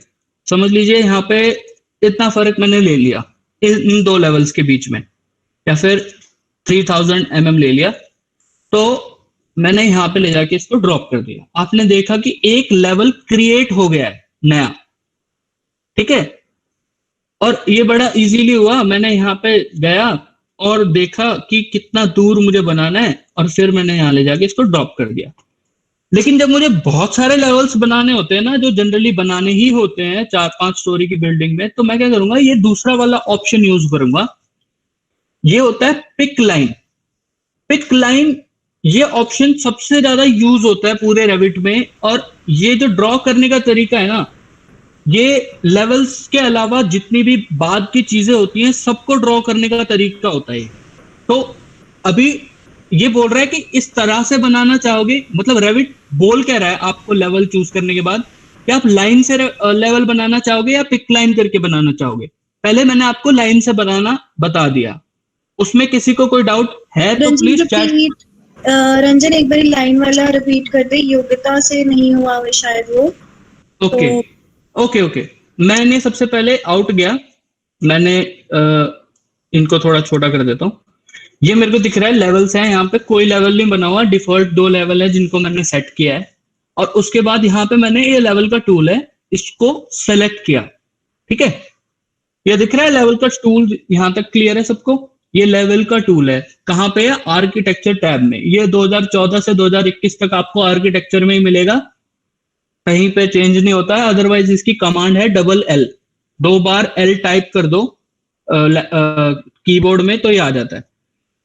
आफ्टर दैट जब योगिता मैं इसको बनाता हूं ना, लेवल को सेलेक्ट कर लेता हूं, तो वो बोलता है कि आप इसको लाइन की तरह बनाना चाहेंगे या फिर इसको पिक लाइन करके बनाना चाहेंगे। तो लाइन से अगर मैं बनाना चाहूंगा तो ये सबसे पहले लाइन से ही सेलेक्टेड है, तो मैं इसको यहाँ पे ये बता रहा है कि ये इस पॉइंट से इतना दूर है, दिख रहा है। और ये पॉइंट कौन सा है? ये पॉइंट है मेरा ग्राउंड फ्लोर लेवल। अगर मेरे को फर्स्ट फ्लोर लेवल को ग्राउंड फ्लोर लेवल से सपोज 3 मीटर ऊपर बनाना है, या फिर 3000 mm, या फिर 10 फुट, तो मैंने इसको ऐसे बनाया, ठीक है। और ये यहां पे ले जाके ड्रॉप कर दिया। अब मेरे से थोड़ी सी गलती होगी, मैं चाहता हूं कि पूरी ड्राइंग अच्छे से एक्यूरेट बने, तो मैं इसको यहाँ पे ले जाके चेंज भी कर सकता हूँ, ठीक है। अगर मेरे से कुछ गलती होगी टाइप करते हो, तो मैं इस लेवल, इसका लेवल, ये इस लेवल का लेवल है, इस लेवल का एलिवेशन है, सॉरी लेवल मतलब वही इस लेवल का एलिवेशन है। आप यहाँ पे प्रॉपर्टीज में भी देख सकते हो, और इस लेवल का नाम यहाँ पे आ रहा है, जिसको आप यहाँ से या यहाँ से चेंज कर सकते हो। अब जो सेकंड लेवल होगा उसका नाम सपोज मैं फर्स्ट फ्लोर या फिर ऐसे फर्स्ट फ्लोर लिख दूंगा, ठीक है। और फिर ये सीरीज में, अब आपने देखा होगा कि जब मैंने 0 1 2 लिखा तो यहाँ पे ये जो फ्लोर प्लान्स बन रहे हैं ना, इसमें ऑटोमेटिक एक सीरीज आ रही है। बट अगर मैं इसको भी 0 कर दूं ना सपोज, तो आप देख लो ये फर्स्ट फ्लोर सबसे ऊपर चला गया है। तो ये सीरीज जो होती है ना, ये मेंटेन करने के लिए हमें इसका नाम जो होता है, हम इसको ऐसे लिखते हैं, सबसे नीचे वाले का 0, फिर 1, फिर 2, फिर 3, हम उसके मतलब एक तरीके से प्रीफिक्स लगा देते हैं और फिर वो नए नेम्स जो होते हैं वो सीरीज में चलते हैं, ठीक है। आफ्टर दैट मैंने आपको एक लाइन से बना के दिखा दिया लेवल। मैं अब आपको मास लेवल बनाना दिखाऊंगा। पहली बात एक और, आप लोग प्लीज ट्राई करो, मुझे लग रहा है कि ट्राई करते, वो ये होता है कि कॉपी कैसे करना है, इसको लेवल को कॉपी भी कर सकते हो। तो ये यहाँ पे कॉपी कमांड है, ठीक है। यहाँ पे क्लिक करने के बाद आपका कॉपी एक्टिवेट हो जाता है और आपने सपोज ये 3000 डिस्टेंस पे कॉपी कर दिया। प्लीज ऐसा मत करना, ठीक है।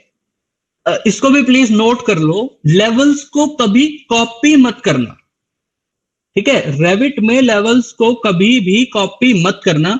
आपको डिफरेंस दिखाई दे रहा होगा कि ये जो ब्लू कलर से आ रहा है और ये ब्लैक कलर से आ रहा है, और अल्टीमेटली ना ये बाद में जाके ना बड़े इश्यू क्रिएट करेगा। और ये बेसिकली एक ट्रू लेवल नहीं है, ये इसी के रिस्पेक्ट में एक लेवल बना है, ठीक है। इसके काम अलग होते हैं, वो हम देखेंगे, बट ऐसे कभी कॉपी करके मत बनाना, क्योंकि कॉपी करके क्या होता है, यहाँ पे हम इसको यहाँ पे, और हाँ ये वाला जो टैब है इसमें आप देख सकते हो कि ये ऑप्शन आ रहे हैं मल्टीपल कॉपी के। तो हम ऐसे बना रहे हैं, इजी लग रहा है, लेकिन ये एक भी लेवल काम का नहीं है, क्योंकि ये जो है ये ट्रू लेवल्स नहीं है। तो मैं आपको बता देता हूं, सॉरी बहुत इधर उधर चला जाता है, लेकिन सारी चीजें लेवल से ही जुड़ी हुई हैं। लेवल के बाद लाइन से मैंने आपको एक लेवल बना के दिखा दिया, रीनेमिंग और नेमिंग सीक्वेंस आपको समझा दी। अगर मेरे को बहुत सारे एक साथ बनाने हैं तो मैं पिक लाइन टूल सेलेक्ट करूंगा सबसे पहले। जब इसको सेलेक्ट कर लूंगा तो यहाँ पे मेरे पास ये जो ग्रीन कलर का टैब है, कई रेविट में ये यहाँ होता है, कईयों में नीचे होता है, कईयों में शायद साइड में भी होता है। तो उसके अंदर कुछ ऑप्शंस आते हैं और उन ऑप्शंस में से आपको अभी ऑफसेट यूज करना है। आपको कितना ऑफसेट देना है इस नेक्स्ट लेवल को, ठीक है, पिछले लेवल से कितना ऑफसेट देना है। और जब मैं पिछले लेवल पे जाऊंगा तो आपको एक डॉटेड लाइन दिखाई दे रही होगी जहां पे ये बोल रहा है कि ये नया लेवल क्रिएट करेगा रेविट। और जैसे ये क्रिएट हुआ तो ये ऐसे क्रिएट हुआ, फिर ये ऐसे क्रिएट हुआ। अब आपने एक चीज नोट की होगी, ये जो चीज है ना, ये सबसे ज्यादा होती है पिक लाइन टूल को सेलेक्ट करते वक्त, वो भी सिर्फ लेवल्स में, ठीक है। ये बहुत ही कॉमन है, तो प्लीज इस चीज को ध्यान रखें कि जब भी आप इसको कर रहे हो अटेम्प्ट, तो आप इसका फाइल का बैकअप जरूर ले चुके हो। ये मैंने ना i3 से लेके i7 लैपटॉप हर तरीके के कॉन्फ़िगरेशन में देखा है कि ये प्रॉब्लम होती ही है। जो लेवल्स के टैब में अगर हम काम करते हैं, एलिवेशन के टैब में अगर हम काम करते हैं लेवल्स को बनाने का, और वो भी पिक लाइन टूल से, ठीक है, तो ये प्रॉब्लम लाजमी है, होती रहती है, ठीक है।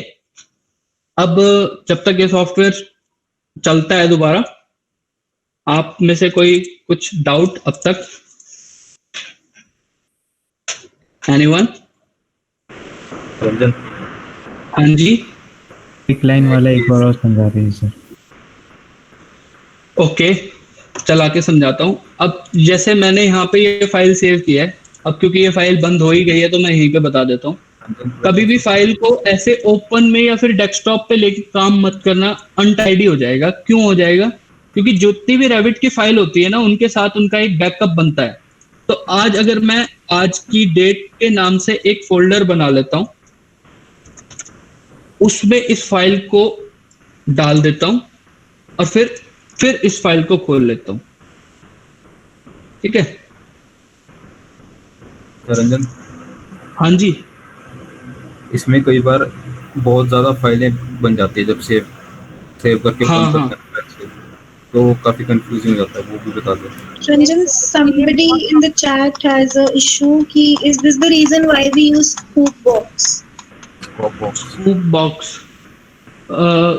सुभाश्री किस चीज का रीजन मेरे को समझ नहीं आ रहा। सर मतलब जो भी हम लोग कॉपी कर रहे थे ना सेक्शन सॉरी लेवल्स को, हाँ हाँ सर उसमें जैसे अभी ये मतलब पॉपअप ये आ गया सर, इसीलिए हम लोग वो यूज करते हैं ना शायद वो स्कोप बॉक्स, क्योंकि उसमें कोई प्रॉब्लम नहीं आती है। स्कूप बॉक्स वो लाइन वाला टूल, वो Yes, ड्रॉ वाला। लेवल्स हाँ, बाय हाँ, लेवल्स को कॉपी करते हैं। हाँ हाँ बिल्कुल, क्योंकि ये वाला इश्यू भी आता है। दूसरा, आपको कितने ही लेवल बनाने होते हैं यार, 10 या 15, तो उनको बनाने में इश्यू नहीं होता है ज्यादा, क्योंकि लेवल्स में डिफरेंसेस भी होते हैं आपस में।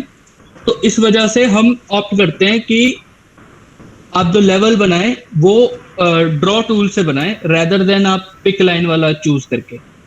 पिक लाइन वाले में हमेशा ये इशू जुड़ा हुआ होता है। अब सबसे पहले मैं रिपीट कर देता हूं, यहाँ पे इस 0 लेवल को मैंने लिया ग्राउंड लेवल, ठीक है। इसको ऐसे अलग हटा देते हैं थोड़ा सा, क्योंकि ये फिर सब, अब देखो अगर मैंने इसको लॉक करके रखा है ना, तो ये सारे जो इसका डिटेल है ये एक साथ हिल रही है, ठीक है, हर एक लेवल की, जितने भी अभी 2 ही हैं। अगर मैं उसके बाद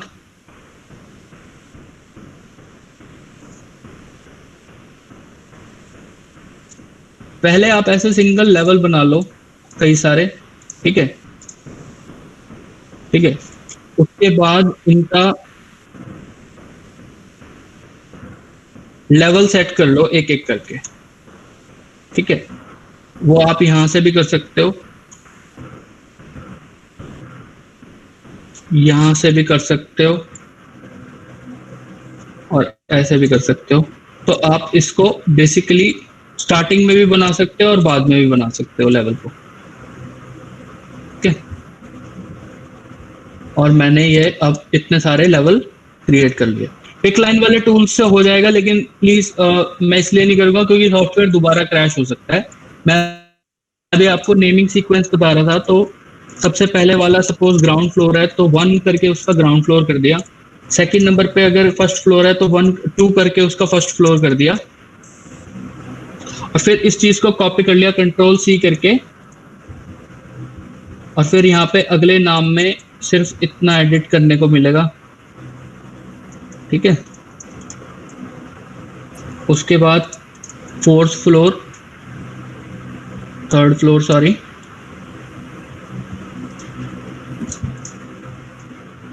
और सपोज मेरी बिल्डिंग 4 फ्लोर्स की ही है और 5th फ्लोर नहीं है, 5th बेसिकली ना उल्टी है, तो मैं इसको क्या करूंगा, इस 4th फ्लोर को लिख दूंगा टेरेस फ्लोर,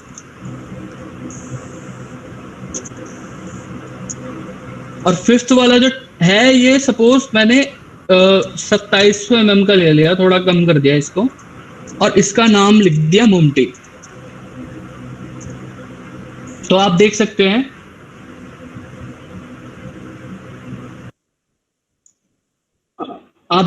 यहाँ पे कि जितने भी लेवल्स हैं हमारे पास वो एक साथ आपको क्रिएटेड दिख रहे होंगे।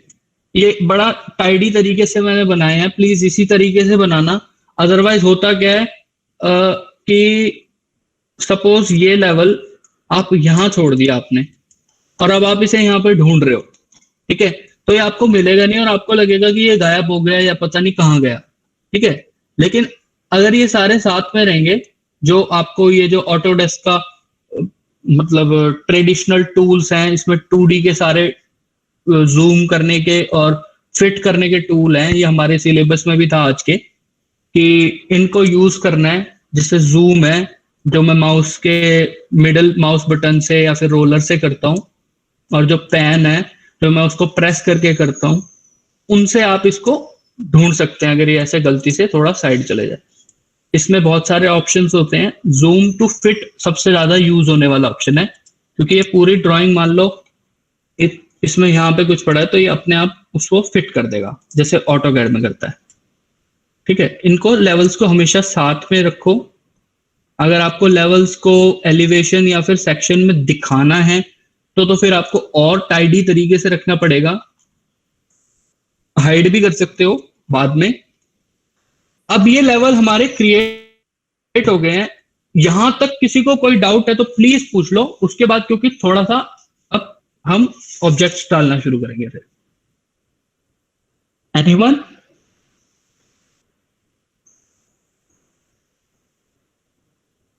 Shall I proceed further? आपको Yes, पता sir. चल गया सारे लेवल्स कैसे क्रिएट किए? ठीक है, ओके।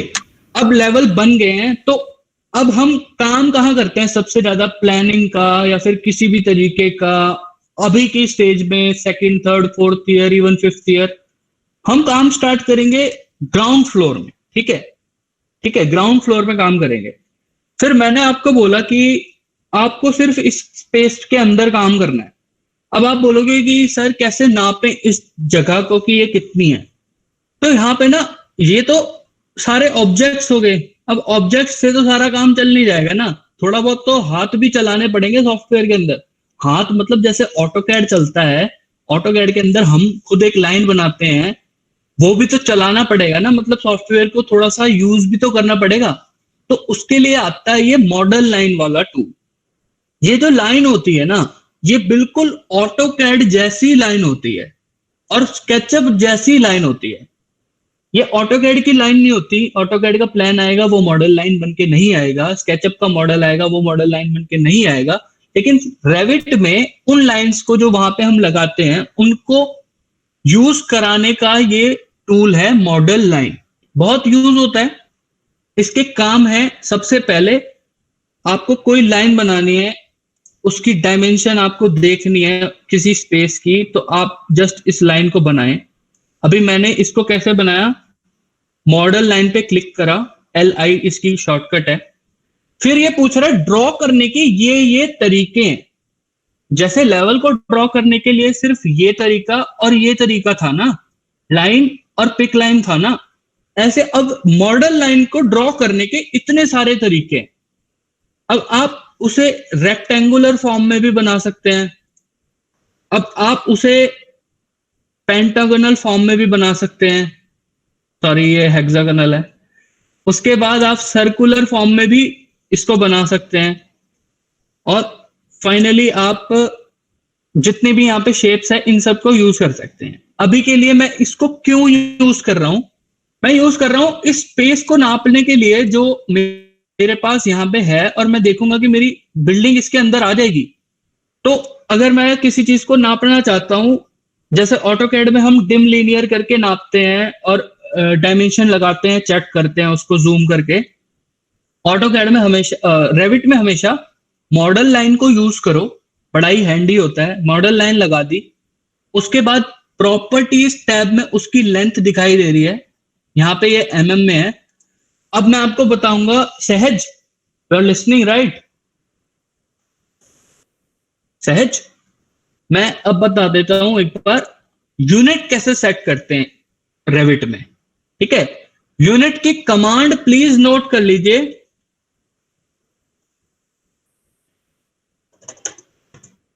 UN। ठीक है, और डायरेक्टली दबानी है क्लिक करके सीधा UN। ठीक है, मैं एक बार दोबारा करके दिखाता हूं, यहां ओपन स्पेस में वर्ल्ड में इसको क्लिक करके UN, तो हमारे पास प्रोजेक्ट यूनिट का ये डायलॉग बॉक्स खुल जाएगा। सबको दिख रहा है ये? Yes sir. ओके, अब इसमें सिंपल इंग्लिश भाषा है, बहुत ही इजी टू अंडरस्टैंड है। लेंथ की यूनिट क्या रखनी है भैया जी? ये रखनी है। यहाँ पे सारे ऑप्शंस हैं, उनमें से फीट फ्रैक्शनल इंचेस कर सकते हो, नियरेस्ट टू हाफ इंच कर सकते हो, या फिर थोड़ा आपको ज्यादा उसकी डिटेल देनी है तो वो। उसके बाद एरिया में आप स्क्वायर फीट, स्क्वायर इंचेस, ये बड़ा काम आता है एरिया कैलकुलेट करना हो और आपने सारा काम किया हो मीटर में और एकदम से आपको फीट इंचेस में करना हो, सिर्फ प्रोजेक्ट की यूनिट चेंज कर दो, आपको ना तो ड्राइंग को स्केल करना पड़ेगा ना कुछ करना पड़ेगा, इसमें कोई भी झंझट नहीं है 1% भी। सॉफ्टवेयर को हमेशा पता है कि इतने फीट इतने मीटर है, इतने मीटर इतने फीट है, ठीक है। यहां से आप सारी चीजें चेंज कर सकते हो। सपोज मैं इसको मिलीमीटर से अभी मीटर्स एंड सेंटीमीटर्स में करना चाहता हूं, तो ये क्या होगा कि 1 सेंटीमीटर इसकी नियरेस्ट, इसका मतलब जो दिखाने की यूनिट है ना, जैसे यहाँ पे जो दिखाएगा हमें एक्यूरेसी, वो है, ये पूछ रहा है। तो मैं meters and centimeters unit select करके ओके करूंगा। उसके बाद यहाँ पे भी ओके। रंजन सर, हाँ जी अर्जुन। एक और प्रॉब्लम आ गया यहाँ प्रोजेक्ट यूनिट्स में ना सर, फॉर्मेट में मेरा बाबा डिग्री दिखा रहा है, उसको अलावा जब मैं फॉर्मेट में जा रहा हूँ तब भी डिग्री दिखा रहा है सिर्फ, उसको चेंज कैसे करें मीटर वो सब में? मतलब मेरा यहाँ पे जो आया ना प्रोजेक्ट यूनिट्स फॉर्मेट है ना सर, उसको आपने क्लिक किया, तो वहां पे जहाँ पे है ना सर ये यूनिट्स, वहां पे मीटर सेंटीमीटर नहीं आ रहा मेरा, वहां पर आ रहा है degree gradians radians degree minutes seconds, और वो नहीं आ रहा है आपका, बाकी सब नहीं आ रहा कुछ भी। आप एंगल का देख रहे हो क्या? एंगल का दिखा है सर ये कहाँ से चेंज होगा फिर उसे? आप लेंथ का देखो ना, अगर आप लेंथ की यूनिट चेंज कर रहे हो तो आप लेंथ की यूनिट चेंज करो ना, सबसे टॉप पे है लेंथ। अर्जुन फॉर्मेट क्लोज कर और इसमें लेंथ होगा सबसे ऊपर, इस पे जा। ओके ओके ठीक है, क्लियर? ओके जी जी सर। अब मैंने सेलेक्ट किया था मीटर्स एंड सेंटीमीटर्स, तो पहले मैंने यहाँ पे क्लिक किया था तो मेरे पास आ रहा था 44,000 कुछ। अब यहाँ पे ये जो आ रहा है ना, ये मीटर में आ रही है डायमेंशन। ये जो 43 लिखा है, ये जो लेंथ यहाँ पे प्रॉपर्टीज में दिख रही है 4.000, ये मीटर्स में है। मेरे को इसको अच्छे से दिखाना है और थोड़ा सा, तो मैं इसके बाद इसको मीटर्स में करने के बाद इसका सिंबल भी लगा सकता हूं, ठीक है। इसकी ये पूछ रही है कि कितना उसके डेसिमल के बाद दिखाना है, मैं सपोज 2 पॉइंट्स दिखाना चाहता हूं, ओके। एंड देन यहां पे ये दिखा रहा है ऐसे करके, इसके आगे एम लगा हुआ है, ठीक है। यहां पे भी एम लगा हुआ है, ठीक है। तो ये वाला पॉइंट क्लियर हुआ। UN कमांड समझ आ गई कि इसका काम क्या है। अगर मेरे को पूरा यही सिस्टम ही चेंज कर देना है, फैक्ट्रिक कर देना है। स्टिल रंजन एक मिनट, अगर किसी को डाउट है शॉर्टकट्स में तो तुम एक बार चैट्स रेफर कर सकते हो, हमने शॉर्टकट्स उस पे मैसेज करे हैं। हाँ बिल्कुल, मैं देख रहा हूँ, बिल्कुल अपडेटेड है। और उसके अलावा ये तुमको बता रहा हूं मैं, ललित और गरिमा, प्लीज इसका बैकअप बना देना, ठीक है। काफी इंपॉर्टेंट लिख रहे हो तुम लोग ये ना। श्योर ठीक है रंजन। उसके बाद मैंने इसका जो यूनिट है इसको पूरा चेंज कर दिया। इसमें वॉल्यूम से लेके एरिया से लेके हर यूनिट बाद में काम आती है, तो मैंने इसमें फैट्रिक कर दिया। अब यहाँ पे आप देख सकते हो ये अपने आप यहाँ पे चेंज हो गया। मैंने ना तो स्केल किया है ना ड्राइंग चेंज किया है, कोई चेंजेस नहीं किए। बट मेरे को पता है कि ये 150 फीट की जगह है सपोज, ठीक है। ये 150 फीट। मुझे हाँ जी एक चीज स्वाति। पूछनी थी, जो आपने हाँ भी जी। बताया कि मतलब अगर हमने एक पूरा प्रोजेक्ट फीट इंचेस में करा है और हम उसके जाके सिर्फ यूनिट्स में उसको मीटर में कर देंगे तो पूरा प्रोजेक्ट मीटर में हो जाएगा? जी ओके थैंक यू। या अब मैंने यहाँ पे देखा कि मेरे पास ऑलमोस्ट 150 फीट बाय 150 फीट की जगह है काम करने के लिए। अब एक तो इसको ऐसे मत हिलाना कभी भी। अगर आपको इन सारी चीजों को एक साथ हिलाना है तो इन सबको सेलेक्ट कर लो। मैं अभी कंट्रोल दबा रहा हूं तो ये ऐड हो रहा है, ठीक है। ये प्लस का निशान आ रहा होगा यहाँ पे, और शिफ्ट दबा रहा हूं तो ये सबट्रैक्ट हो रहा है सिलेक्शन। ये बड़ा बेसिक है, बिल्कुल ऑटोकैड जैसा है। ऑटोकैड से थोड़ा सा डिफरेंट है। डिफरेंट ये है कि ऑटोकैड में ऐसे सेलेक्ट करते हैं ना, तो ऐसे सेलेक्ट होती रहती हैं चीजें। इसमें जिस पे आप क्लिक कर दोगे ना सिर्फ वही सेलेक्ट होगी। तो ये थोड़ा सा ऑटोकैड से डिफरेंट है लेकिन सिमिलर है, ठीक है। तो आपको कंट्रोल दबा के सब चीजों को सेलेक्ट करना है और शिफ्ट दबा के उन चीजों को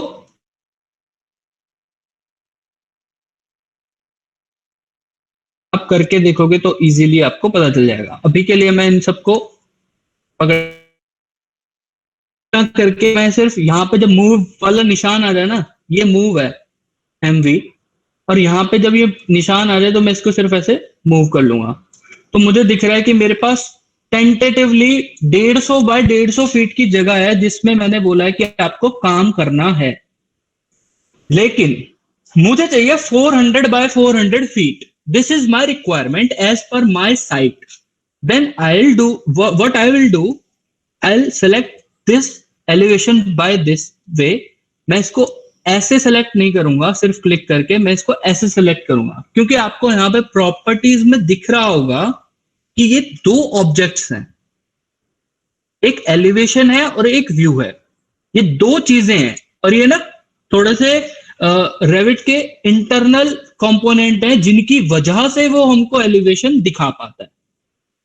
ठीक है, तो मैंने आपको बोला इस स्पेस के अंदर की सारी चीज का आप एलिवेशन निकाल सकते हो, तो आप इस स्पेस को ही बढ़ा दो। अब इसको बढ़ाने के लिए आप सबसे पहले इसको मूव करके MV करके यहां से लेके गए सीधा 200 फीट बैक। अब ये चला गया यहां पे, ये मूव हो गया। Any doubt till now? No sir.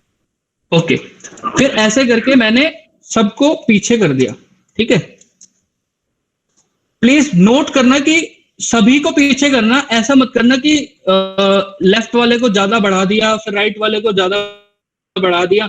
उससे इश्यू ये होता है कि आप जो ड्राइंग होती है उसका जो 0,0 पॉइंट होता है ना, जिसके बारे में हमने स्केचअप के टाइम पे भी डिस्कस किया था, वो डिस्टर्ब हो जाता है थोड़ा सा, और वो आपको ना यहाँ पे साइट में जाके दिख जाएगा। ये इसके सेंटर पे एक चीज होती है बनी हुई, ये हमारा बेस पॉइंट होता है, ये आपको साइट के व्यू में जाके दिखेगा। फ्लोर प्लान्स की लिस्ट में सबसे आखिरी नाम होता है साइट। ये अपने आप साइट प्लान क्रिएट होता जाता है। तो इसमें आप देख सकते हो कि बेस पॉइंट जो है ना, इसको आप चेंज ना करो, आप इसी के मतलब इनको दूर कर दो सिंपल भाषा में। अब मैं देखूंगा कि ये मैंने अब नया जो स्पेस बनाया है ये कितना बना है, तो मेरा स्पेस आराम से 450 बाय 450 फीट का बन गया है। अब मैं इसके अंदर कुछ भी ड्रॉ करूंगा ना, तो उस चीज की एलिवेशन निकल जाएगी। अगर मेरे को इससे भी बड़ा स्पेस चाहिए तो मैं फिर उसको और पीछे कर दूंगा। यहां तक कोई डाउट है एलिवेशन को कैसे पीछे किया और क्यों किया?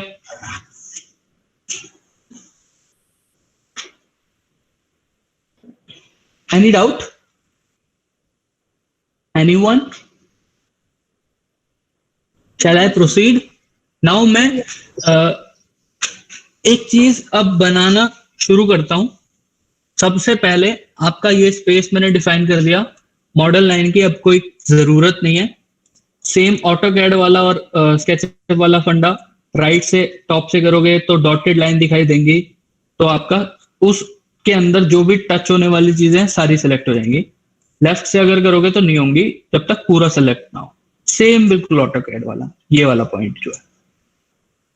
अब इनको मैंने डिलीट किया। Next thing is my ground floor. Suppose मेरी साइट है, ठीक है, मैंने एक साइट बनाई, वो है 40 फीट बाय 90 फीट। ठीक है, उसके आगे यहाँ पे कॉपी टूल यूज करके मेरा 24 फुट का रोड है, इसको मैं थोड़ा सा एक्सटेंड कर दूंगा। और अभी के लिए मैंने ये रोड बनाया है लाइन से। ठीक है, अभी के लिए ये कोई स्मार्ट ऑब्जेक्ट नहीं है। होता क्या है, हम ना इसी लाइन को कंटिन्यू कर लेते हैं और हम यहाँ पे बना लेते हैं, और बाद में हम देखते हैं कि यार ये चीज तो दिख ही नहीं रही है उस तरीके से जिस तरीके से रेविट को बनाते हैं, रेविट में चीजें बनती हैं। तो वो अल्टीमेटली वो स्मार्ट ऑब्जेक्ट नहीं था, इस वजह से वो प्रॉब्लम आती है। अब इस लाइन का कोई सेक्शन काटूंगा तो वो लाइन ही रहेगी। लेकिन जब हम इसको बना लेते हैं, और सपोज मैं इन चीजों को बनाना, मुझे यह साइट में बनानी है, तो इनको यहाँ पे करके राइट सबको सेलेक्ट करके और इनको ना इधर जाके जो हमारा मॉडिफाई या लाइन, जब भी किसी भी चीज को सेलेक्ट करते हैं उसमें मॉडिफाई टैब खुलता है ग्रीन कलर से हाईलाइटेड, उसके अंदर पिन कमांड को क्लिक करना है। पिन मतलब ये सब पिन हो गए। अब इनको आप हिला नहीं सकते, ये ऐसे है जैसे नोट बोर्ड पे आपने कुछ थंब इन कर दिया हो, ठीक है। ये देख लो आप यहाँ पे इसको हिलाओगे तो हिलेगा नहीं, ठीक है। मैंने हिलाने की कोशिश की, वो हिल नहीं रहा। अब ये चीज आपकी पिन हो गई है, क्योंकि मैं अपनी साइट को तो बार बार हिलाता नहीं हूं, तो उन चीजों को मैंने पिन कर दिया। अब मैं इस साइट के अंदर काम करूंगा, सपोज ये ग्राउंड फ्लोर पे, तो मैं सबसे पहले सेलेक्ट करूंगा वॉल। वॉल के अंदर मैंने आपको बता दिया था कि वॉल का ये दोबारा करना पड़ेगा क्योंकि ये नई प्रोजेक्ट है, और अब तक की सबसे बड़ी गलती मैं कल की डेट में दोबारा या फिर कभी भी रिपीट नहीं करूंगा। अपनी फाइल को प्लीज सेव कर लेना टाइम पे, और कहां कर लेना, किसी फोल्डर में, ठीक है। फोल्डर फॉर क्लास, और उसका नाम रख लेना जो रिमेंबर रहे, ठीक है। तो एक बार सेव करने के बाद मल्टीपल टाइम वो सेव हो जाता है फाइल बहुत बार, वो एक बार बता दीजिए। ये सेव हो गया, फिर मैं Ctrl+S दबाए जा रहा हूँ, मेरे बॉस पीछे से काम दिए जा रहे हैं, और वो मतलब पीछे से कोई काम नहीं है, और एसी चला के मैं ऑफिस में बैठा हूँ, तो मुझे उनको कुछ दिखाना है कि मैं कुछ कर रहा हूँ। मैं यहाँ पे Ctrl+S दबाए जा रहा हूँ, ठीक है। Ctrl+S दबाता रहूंगा ना मैं, और सपोज कि एक वॉल बनाई, फिर डिलीट की, फिर Ctrl+S दबा दिया, तो होगा क्या, जो ये मेरा फोल्डर है इसमें देखो इतनी सारी रेविट की फाइलें बन जाएंगी, और ये बेसिकली ना हर उस वर्जन पे, मतलब जहां पे मैंने Ctrl+S दबाया है वहां पे एक नई फाइल कॉपी करके बना देता है। ये बहुत ही अच्छा फीचर है, आपका बैकअप ऑल टाइम रहता है। और अगर आप सेट करोगे ना, बाद में मैं आपको बता दूंगा कि आप इसको ऑटोमेटिक भी कर सकते हो कि इतनी देर बाद एक बैकअप बन जाए। बट ये कई बार ना इरिटेटिंग हो जाता है जब आपका फाइल साइज इसका सपोज ये 50 MB है, और जो एक्चुअल फाइल है उसका साइज है 5 MB, तो आपको 10 गुना ज्यादा स्पेस भी यूज करना पड़ रहा है ना उस प्रोजेक्ट पे। तो ये चीज जो है ये आपको यूजफुल तो है, लेकिन आपको इसको मेंटेन करना पड़ेगा। आपको टाइम टू टाइम, सपोज आपको सिर्फ लास्ट वाला बैकअप चाहिए, आप इनको डिलीट कर दो, फिर ये डिलीट हो जाएंगे, और इसको आप अलग से ले जाके कहीं और कॉपी कर लो, ठीक है। इसको बैकअप बना लो, इस जो लास्ट बैकअप बना था। अब हम काम करेंगे, अब हम रुकेंगे नहीं, क्योंकि आज 25 मिनट के करीब रहे हैं, तो मैं अब आपको इतना बता दूं कि आज आप स्टार्ट कैसे कर पाओगे इसमें। अभी तक मैंने आपको सेट कराया है वर्क स्पेस पूरा। पंचम, हाँ जी ललित, एक कनुप्रिया का डाउट है। Saving project as template and project. Kanupriya, you have a very good doubt. This is very good. Basically, template का काम, Kanupriya, you want to tell something else than the chat? I just wanted to clear that doubt. What is the difference if we save the file as a project and as a template? See, as the name suggests, project is the project, template is the template. ठीक है, सुनने में अजीब लगेगा, लेकिन template का काम ये होता है जो हमने अभी तक किया है ना। Are you getting my point? अभी तक हमने क्या किया है, हमने प्रोजेक्ट ब्राउजर में चीजों को अरेंज किया है, थोड़े बहुत लेवल्स बनाए हैं, थोड़ी बहुत वॉल्स की प्रॉपर्टीज चेंज की है, और कुछ ऑब्जेक्ट्स को कॉन्फ़िगर किया है जो हमारे रिपीट होने वाले हैं। बट हमने बनाया तो कुछ नहीं है ना अब तक, राइट? हमने बेसिकली कुछ भी ऐसा खड़ा करा है। अब मैंने आपको बताया था 3D व्यू में जाके देखो, यहाँ पे कोई बिल्डिंग खड़ी है नहीं ना, कुछ भी नहीं खड़ी, लेकिन मेरी यूनिट सेट है, मेरा एलिवेशन सेट है, मेरा 3D व्यू में जाके देखूंगा प्लान वगैरह सब सेट है। ये पीछे हो चुका है, स्पेस मुझे पता है इसके अंदर काम करना है। जब इतना काम हो जाए, ठीक है, यहां तक मैं हो गया, या फिर मेरे को जितने और थोड़े बहुत बेसिक एलिमेंट्स अपने प्रोजेक्ट में, जिसको मैं बाद में प्रोजेक्ट बनाऊंगा उसमें डालूंगा, तो इसको मैं क्या करूंगा, जिसको मैंने बोला था ना कि फ्यूचर में मैं उसी पे काम करता हूं, तो मैं क्या करूंगा, इसको टेम्पलेट बना लूंगा और फिर इस टेम्पलेट को यूज करूंगा। और टेक्निकल फर्क टेम्पलेट और प्रोजेक्ट में ना कुछ भी नहीं है, ऐसा फर्क है जैसे PSD और एक फोटोशॉप लार्ज फाइल होती है उसमें फर्क होता है। जो टेम्पलेट होती है इसमें काम सिर्फ यहीं तक करना, इसके बाद मत करना, क्योंकि इसके बाद इसमें अगर आपने बहुत सारे ऑब्जेक्ट डाल दिए तो इस जो RTE इसका जो फॉर्मेट है, देख लो यहाँ पे फर्क पता चल जाएगा। ये Revit RVT फाइल है और ये RTE फाइल है टेम्पलेट।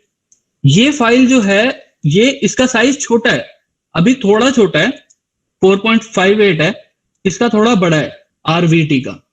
RVT फाइल का साइज बड़ा है तो इसमें हम ज्यादा डिटेल्स, मतलब इसको बार बार कॉपी नहीं करते, लेकिन इसका टेम्पलेट बना के बार बार प्रोजेक्ट जरूर बनाते हैं, ठीक है। लेकिन एक लिमिट के बाद RTE में काम करना हम बंद कर देना चाहिए, क्योंकि उसके बाद क्या होता है, फिर वो फाइल क्रैश होने लग जाती है और वो स्टेबिलिटी लूज कर देती है, जो RTE फॉर्मेट है, ठीक है। RVT में ही काम करना है, तो मैं इसको दोबारा सेव एज।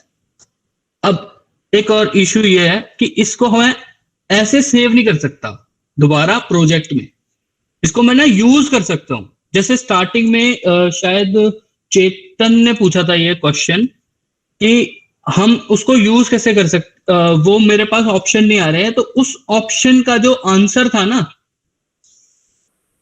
ये टेम्पलेट यहां पे। अब मैं यहां पे जाके जो मैंने अभी टेम्पलेट क्रिएट की थी इसको यूज कर सकता हूं, बट मैं इसको सेव एज करके नहीं कर सकता, ठीक है। अभी तक clear Kanupriya, this point clear? Yes, okay. So this is very important actually, ठीक है। टेम्पलेट बनाना सीखो, टेम्पलेट बना के अपने दोस्तों को शेयर करो, काम आएंगी तुम्हारे भी, सबके। जितनी अच्छी टेम्पलेट होगी, टेम्पलेट में और भी बहुत सारी प्रॉपर्टीज होती है, मैं डिटेल में बताऊंगा।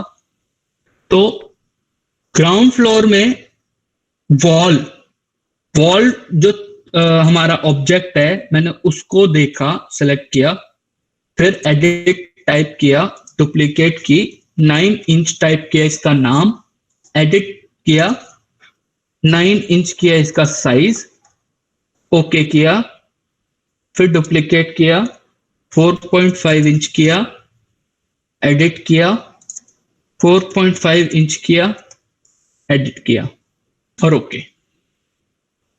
Now I have 4.5 inch wall here and 9 inch wall hair.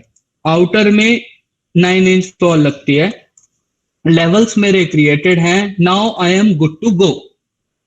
अब अगेन ये वाला जो ग्रीन वाला एरिया है, इसमें कुछ चीजें ये बोल रहे हैं कि इस वॉल को किस तरह से बनाना है। जैसे यहां पे बोल रहा है ना, ड्रॉ किस तरीके से करना है, ये तो उसका बेसिक तरीका हो गया, फॉर्म उसका, shape, sorry. Now these are the things which are related. अब ये अभी ये लोकेशन लाइन है जो सबसे ज्यादा यूज होती है, ये हो रखी है सेंटर लाइन। तो मैं अगर एक वॉल बना रहा हूं प्लान में, तो आप देख सकते हैं कि इसके सेंटर में एक डॉटेड लाइन आ रही है, मतलब वो कंस्ट्रक्शन लाइन है इस वॉल की, ठीक है।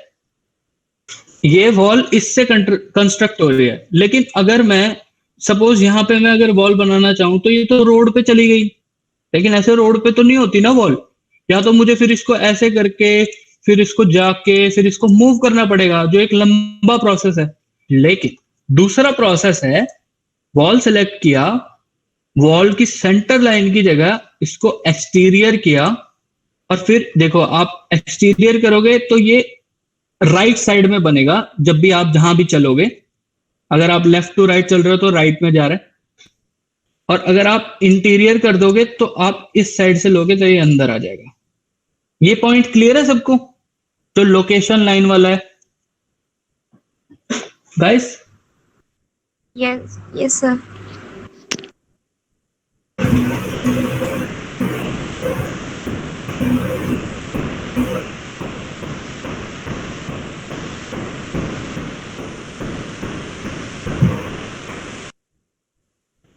Okay, so the next thing is, ये हो गया हमारा ग्रीन वाला टैब।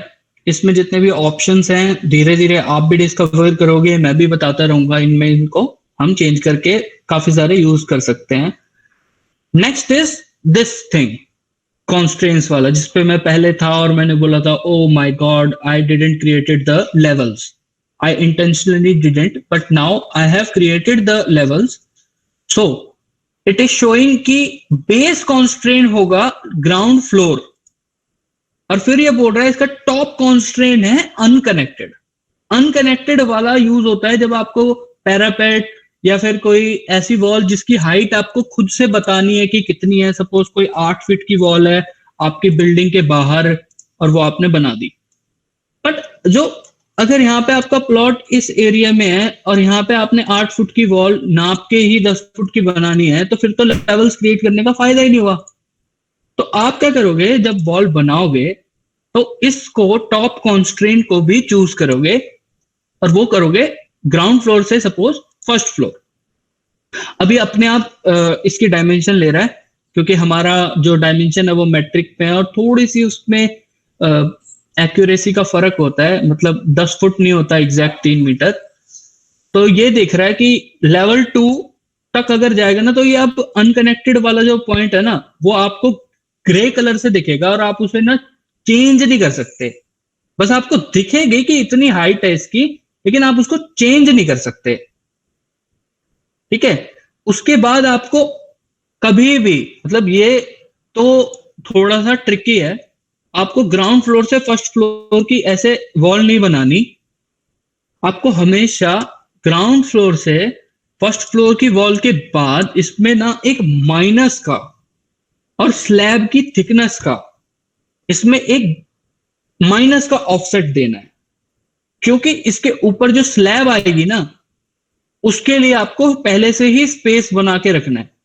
जैसे सुभाष श्री ने पूछा था कि सर स्लैब आएगी नीचे तो हमें प्लिंथ क्या करना है उस टाइम पे. तो बेसिकली मैं बताना ये चाहता हूं कि जैसे असलियत में बिल्डिंग बनती है ना इस वॉल के ऊपर से क्रॉस करती हुई स्लैब, ऐसे ही रेविट में बनानी है हमें. अभी के लिए मैंने इसमें यहाँ पे -6 का ऑफसेट लेके और इसको बना दिया. अब मैं यहां से इसका देख सकता हूं कि ये जो डिस्टेंस आ रहा है, मान लो मेरे यहाँ पे फ्रंट सेटबैक है 15 फीट, ठीक है, और बैक सेटबैक है, बैक में भी एक वॉल लगा लेते हैं. अब मैं आपको वॉल लगाने का तरीका बता दूं एक. अब मैंने आगे की वॉल लगा ली, मेरी रेक्टेंगुलर साइट है तो मुझे पीछे लगानी है. अब मैं दोबारा नहीं बनाना चाहता तो मिरर कमांड, DM इसका फुल शॉर्ट फॉर्म है, ठीक है, ये बहुत ज्यादा यूज होती है मिरर कमांड. ये दिखा भी रहा है एक शॉर्ट वीडियो में, ऐसे करके ये दरवाजे को मिरर कर रहा है और ये लग गया. ऐसे ही हम इस वॉल को सेलेक्ट करेंगे, पहले जो भी ऑब्जेक्ट चूज कर मिरर करना है उसको सेलेक्ट करेंगे, मिरर करेंगे. अब वो पॉइंट चूज करेंगे जहां से मिरर करना है. अब ये जो ट्राइंगुलर होता है ना ऑटोकैड में भी रेविट में भी, इसका मतलब होता है कि ये मिड पॉइंट है, लिखा भी हुआ है. अब मिड पॉइंट है किसका, जो लाइन हाईलाइट हो रही है, और हाईलाइट हो रही है साइट लाइन. तो मैं इसको ऐसे करके मिरर कर दूंगा, ठीक है, और ये मेरी बैक साइड पे भी एक वॉल बन गई. ठीक है, फिर मैं इसको सपोज मैं ऐसे भी मिरर कर सकता हूं 45 डिग्री पे. अब होता क्या है, ये बहुत अच्छी वार्निंग देता है सॉफ्टवेयर, ठीक है, इसको हम पढ़ते हैं.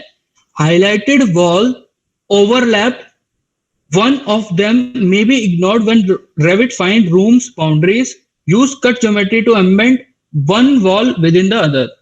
तो इसका बेसिकली मीनिंग ये है कि ये बता रहा है कि आपने ये जो वॉल बनाई है नई वाली, ये पुरानी वाली वॉल के पूरा अंदर जा रखी है. देखने में आपको कोई प्रॉब्लम नहीं लगेगी. आप यहाँ पे देख लो 3D व्यू में, आपको लगेगा कि चलो क्या फर्क पड़ता है, ये इसके अंदर बनी तो हुई है, कोई दिक्कत नहीं है वैसे. लेकिन इन चीजों से बाद में प्रॉब्लम ये आती है कि जब हम इसका बिम डेटा कैलकुलेट करेंगे, इसका मॉडलिंग इंफॉर्मेशन कैलकुलेट करेंगे, सपोज इसको मैं यहां तक ले आया, दोबारा एरर आया, आप यहां पे देख रहे होगे इसका डेटा यहाँ पे पहले ऑटोमेटिकली जनरेट हो रहा है. इस वॉल का एरिया कितना है, इस वॉल का वॉल्यूम कितना है, इस वॉल की लेंथ कितनी है. अब आप देख सकते हो वॉल्यूम से आप नंबर ऑफ ब्रिक कैलकुलेट कर सकते हो. और अगर आपने इस वॉल को यहां ले लिया, ठीक है, तो वो एरिया कम हो गया। तो अगर आपने गलती से एक दूसरे के अंदर वॉल या फिर कोई भी जो हमारे ऑब्जेक्ट हैं उनको डाल दिया जो नहीं होने चाहिए थे, तो गलती से अगर ऐसा होता है तो हमारा जो डेटा कैलकुलेशन होती है उसमें प्रॉब्लम्स आ जाती हैं। क्लियर है ये पॉइंट कि हमें कभी भी ऐसे किसी चीज को किसी चीज के अंदर ओवरलैप नहीं करना है। ऑरेंज कलर से दिखाता है, जितने भी एरर्स होते हैं ना रेविट ऐसे हाईलाइट करके ऑरेंज कलर से दिखाता है। यहां तक क्लियर है सबको? मिरर कमांड तक?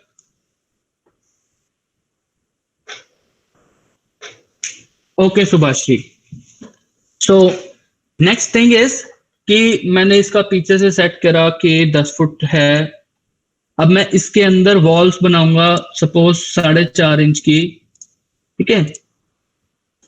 यहां पे मैं ऐसे बना रहा हूं रूम। इसको थोड़ा सा पकड़ के भी आप आके कर सकते हो। रंजन, हाँ जी, somebody is having a doubt for the settings. Constraint set करना है। ओके आकाश, देखो आकाश मैं अलग से बना देता हूं एक वॉल। बाउंड्री वॉल है सपोज 9 इंचेस की। बेस कॉन्स्ट्रेन वो कॉन्स्ट्रेन होता है जो बताता है कि तुम्हारा बेस क्या है उस वॉल का, ठीक है।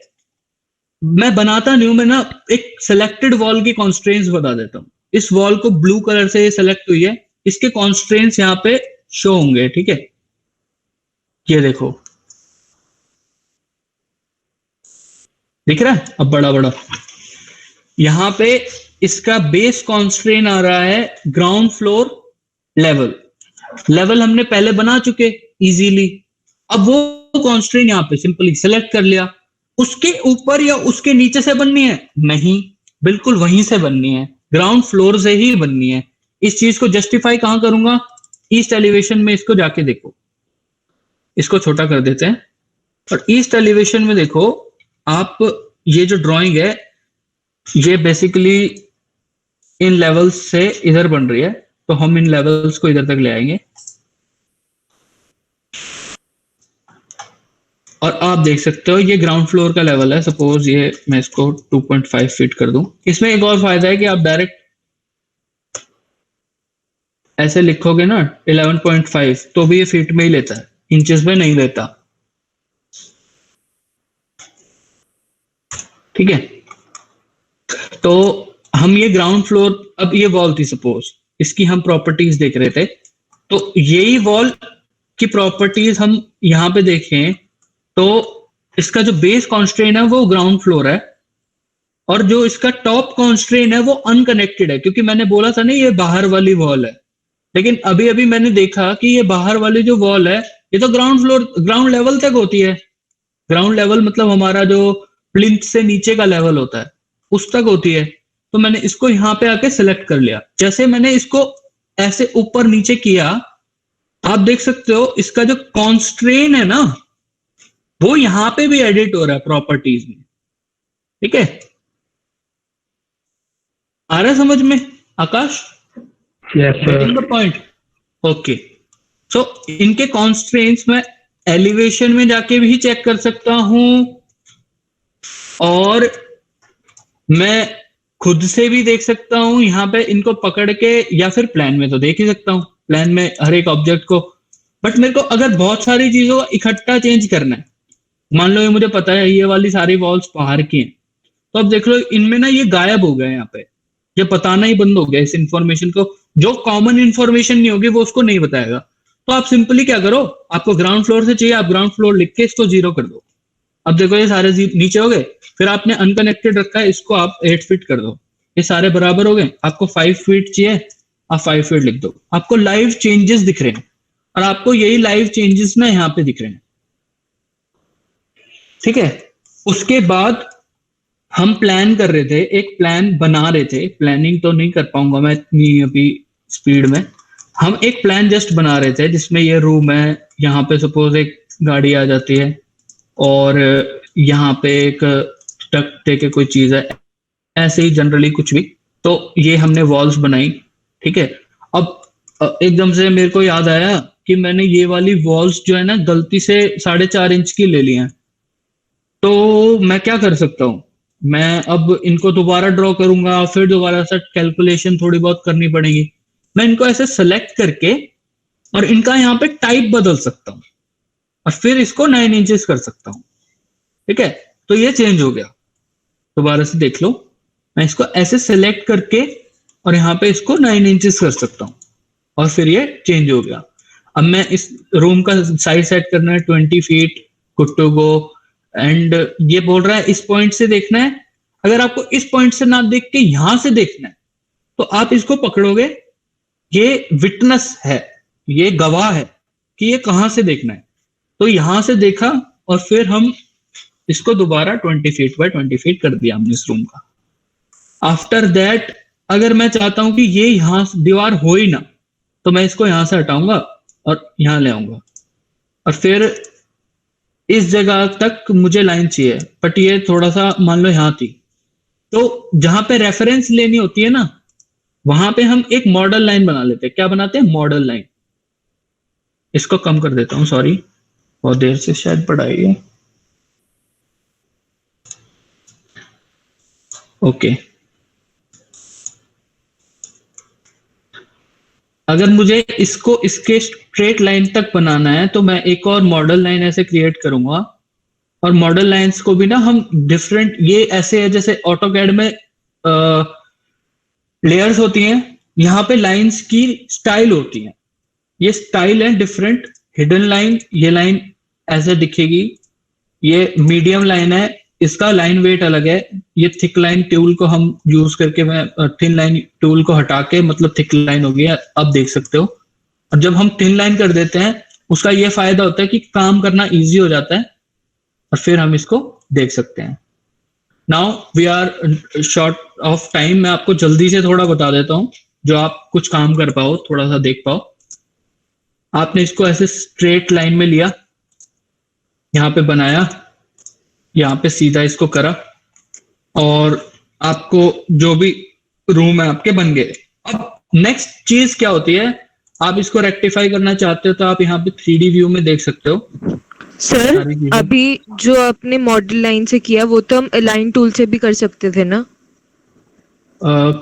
ये वाला मतलब यहाँ से? हाँ जी, हाँ जी, हाँ जी। अलाइन टूल, इसका जो अलाइन टूल होता है ना, इसका अलाइन टूल थोड़ा सा डिफरेंट वर्क करता है ऑटोकैड से।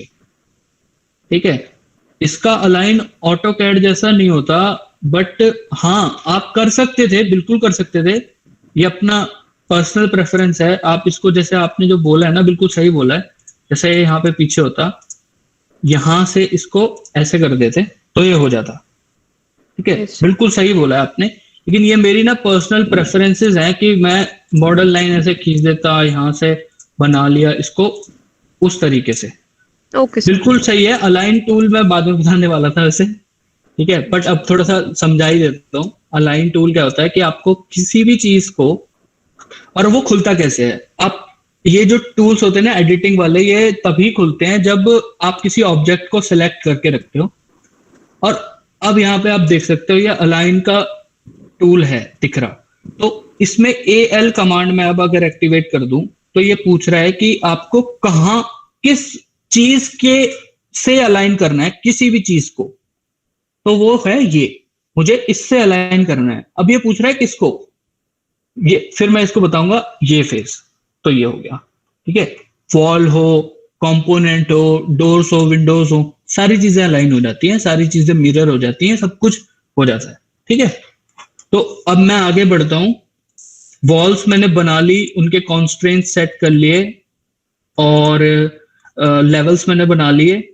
अब अगली चीज आती है, सपोज मुझे ये प्लान अगर मैं बना रहा हूं तो नेक्स्ट चीजें मुझे डालनी पड़ेंगी किसी को दिखाने के लिए, डोर विंडोज। मैं अभी बेसिक चीजों की बात कर रहा हूं, ठीक है, डिटेल वाली चीजों की बात आज नहीं करेंगे हम। तो बेसिक चीजें जितनी भी होंगी उनमें सबसे पहले आएंगे डोर्स एंड विंडोज। ठीक है, तो डोर्स एंड विंडोज में हम सबसे पहले ये देखेंगे कि हमारे सॉफ्टवेयर में 3D में भी काम हो रहा है, 2D में भी काम हो रहा है, मतलब प्लान में, और एलिवेशन में भी काम हो रहा है। डोर्स लगाने के लिए सबसे सूटेबल जगह है प्लान, सेकंड सूटेबल जगह है एलिवेशन, और अगर कोई क्रिटिकल पॉइंट है जहां पे हाइट देखनी है तो एलिवेशन, आपको एलिवेशन में भी देख सकते हो। ठीक है, तो ग्राउंड फ्लोर में मैं गया, डोर को सिलेक्ट किया, DR कमांड, देन अगेन जैसे वॉल में आया था ऐसे ही एक अपने आप बनी हुई डायमेंशन का डोर है यहाँ पे अवेलेबल पहले से ही, M सिंगल फ्लश डोर, ये इसका बेसिक डोर है रेविट का। मेरे को लगाना है 1 मीटर वाइड डोर, तो मैं इसको डुप्लीकेट करूंगा, 1 मीटर बाय 2100 mm का मैं इसको कर देता हूं। ठीक है, इसकी हाइट अब मैं 2100 mm ले लेता हूं। अगर मैं, हाँ एक और पॉइंट है, अगर मैंने फीट इंचेस करी हुई है ना इसकी डायमेंशन सेट रेविट की यूनिट में, तो फिर मेरे को mm को mm लिखना पड़ेगा। ठीक है, सपोज मैंने अब 2100 mm लिखा, तब जाके इसने 6 फुट 10 इंच के करीब वो पकड़ लिया, बट अगर मैं इसको 2100 डायरेक्ट लिख देता ना तो ये फीट बन जाएगा, क्योंकि मैंने यूनिट में फीट इंचेस चूज किया हुआ है। ये थोड़ा सा समझ लेना आप। तो अब मैं इसको 2100 mm कर दूंगा। Trim extension 1 inch, again this one is also 1 inch. Trim with, trim is जो विथ डोर के अगल बगल की चीजें हैं, इनको आप अभी सेट कर लो या बाद में, बेटर है कि आप अभी सेट करके चलो, तो आपको बाद में इश्यूज नहीं होंगे। अब ये 1 मीटर वाइड और 2100 mm ऊंचा डोर बन चुका है, मैंने इसको सेट कर लिया है, नाम इसका सेट है। अगेन कॉन्स्ट्रेंट्स, ये पूछ रहा है इसकी सिल लेवल क्या है। वैसे डोर में सिल नहीं होता है, हम लोगों को पता है, लेकिन सॉफ्टवेयर डोर को उसी तरीके से बनाता है जिस तरीके से विंडो को बनाता है, और कई बार सिल देना भी पड़ता है। तो ये अब सिल लेवल को मैं 0 करके ही काम करूंगा हमेशा डोर के केसेस में। तो ये पूछ रहा है कि कहाँ पे बनाना है। अब ये बनाना है तो ये बता रहा है कि इतना गैप है, इतना, ये 0। अब मैंने यहाँ पे मान लो डोर पुट कर दिया। अगर मैं इसको देखना चाहूं कि ये कैसा दिख रहा है, तो मैं 3D व्यू में भी जा सकता हूं। ठीक है, और 2D व्यू में भी देख सकता हूं कि ये कहाँ बन रहा है। ठीक है, और ये दिखेगा हमें साउथ एलिवेशन में ये डोर। अब क्या है कि मुझे इस जगह पे ये ऑलमोस्ट लास्ट चीज होगी, थोड़ी बहुत चीजें रह जाएंगी इसके बाद। ये सामने वाली वॉल जो है ये दिखने नहीं दे रही मेरे डोर को, मुझे मतलब प्रॉब्लम हो रही है, और अपना एनालाइज करने में प्रॉब्लम हो रही है कोई भी एक चीज को। ठीक है, तो क्या करना है कि इस चीज को मैं हटाना चाहता हूं, बट डिलीट कर दिया। अब मैंने डिलीट दबाया था तो ये हट गया, लेकिन मैं डिलीट नहीं करना चाहता, मैं सिर्फ इसको थोड़ी देर के लिए हाइड करना चाहता हूं। तो मैं क्या करूंगा, जितने भी वो ऑब्जेक्ट्स जिनको मुझे हाइड करना है उस पर्टिकुलर व्यू में, यहाँ पे जितनी सारी चीजें थी व्यू थी ना, इनमें से किसी एक में उनको हाइड करना है, तो यहाँ पे इस पर राइट क्लिक करूंगा, हाइड करूंगा, और अब ये पूछेगा कि hide in this view this element और all things of this category, या फिर फिल्टर बाद में बताऊंगा। एलिमेंट और कैटेगरी बता देता हूं। एलिमेंट मतलब ये पर्टिकुलर एलिमेंट हाइड हो गया जिसको मैंने सेलेक्ट किया था। कैटेगरी में इस पर्टिकुलर एलिमेंट की कैटेगरी ही हाइड होगी, मतलब वॉल ही चली गई। ये पॉइंट क्लियर हुआ सबको? कई बार होता है वॉल नहीं दिखती, हो जाता है, सब जनरल है कि वॉल ही बिल्कुल गायब हो जाती है और ये हाइड हो जाती है। ठीक है, अब मैं अंडू करके नहीं लाऊंगा वॉल्स को वापस, मैं देखूंगा कि मुझे कैसे वापस लानी है। तो यहाँ पे जो नीचे का जो पैनल है, इसके नीचे का जो पैनल है, इसके अंदर हमारे पास एक रिवील हिडन आइटम्स का एक ये आइकन है। आप सबको दिख रहा है? ये थोड़ा ध्यान से देख लो, बहुत छोटा होता है ये ना पैनल, और ये बेसिकली एक बल्ब बना होता है, ब्लू कलर का होता है जब हम नॉर्मल काम कर रहे होते हैं, और जैसे ही हम इसको क्लिक कर देते हैं तो ये रेड कलर का जल जाता है, रेड और येलो। और अब आप जैसे इसको बल्ब को जला देते हैं तो आपको सब कुछ दिखने लग जाता है जो भी हिडन है। और जैसे ही जो हिडन चीजें आपको दिख जाएंगी तो होगा क्या कि आप उन चीजों को दोबारा सेलेक्ट कर सकते हैं। अब जैसे आपने यहाँ पे हाइड किया था, आप दोबारा से इसको अनहाइड कर सकते हैं। लेकिन रंजन, जी यार, everybody who is leaving the meeting, please make sure that you are not rejoining. It's getting very irritating to like join it again. okay. People are leaving. I don't know why. Like it's getting something with the time duration. Is it recorded to the time duration? ये चीज group पे discuss कर लेते हैं बाद में. अभी I have to complete this. Sure, definitely. Sorry. Okay. ये हमने जो हिडन एलिमेंट्स थे हमारे, जो हमने हाइड किए थे नॉर्मल व्यू में, उसको बल्ब जला के देखा, फिर वो दोबारा सेलेक्टेबल हो गए हैं, उनको सेलेक्ट कर सकते हैं, और फिर हमने उनको यहाँ पे जहां से हाइड किया था राइट क्लिक करके वहां पे अनहाइड कर दिया दोबारा बाय कैटेगरी. और जैसे ही अनहाइड किया फिर हम इसको बल्ब को ऑफ कर देंगे रिवील हिडन आइटम्स वाले को, और फिर ये दोबारा आ जाएगा. अभी के लिए मुझे ये हाइड करना था. और ये आज मैं एक बार सिलेबस चेक कर लेता हूँ कि कुछ रह तो नहीं गया. ये हो गया, ये हो गया, ये हो गया, ये हो गया. बेसिक पैन जूम मैंने आपको बता दिया. इंसर्टिंग डोर्स, 2D व्यूज बता दिए. प्रोजेक्ट ब्राउजर, प्रॉपर्टी पैनल बता दिया. Levels, creating, editing, creating duplicate, copy command. And आपको मैं विंडोज और बता देता हूँ. And then it is done.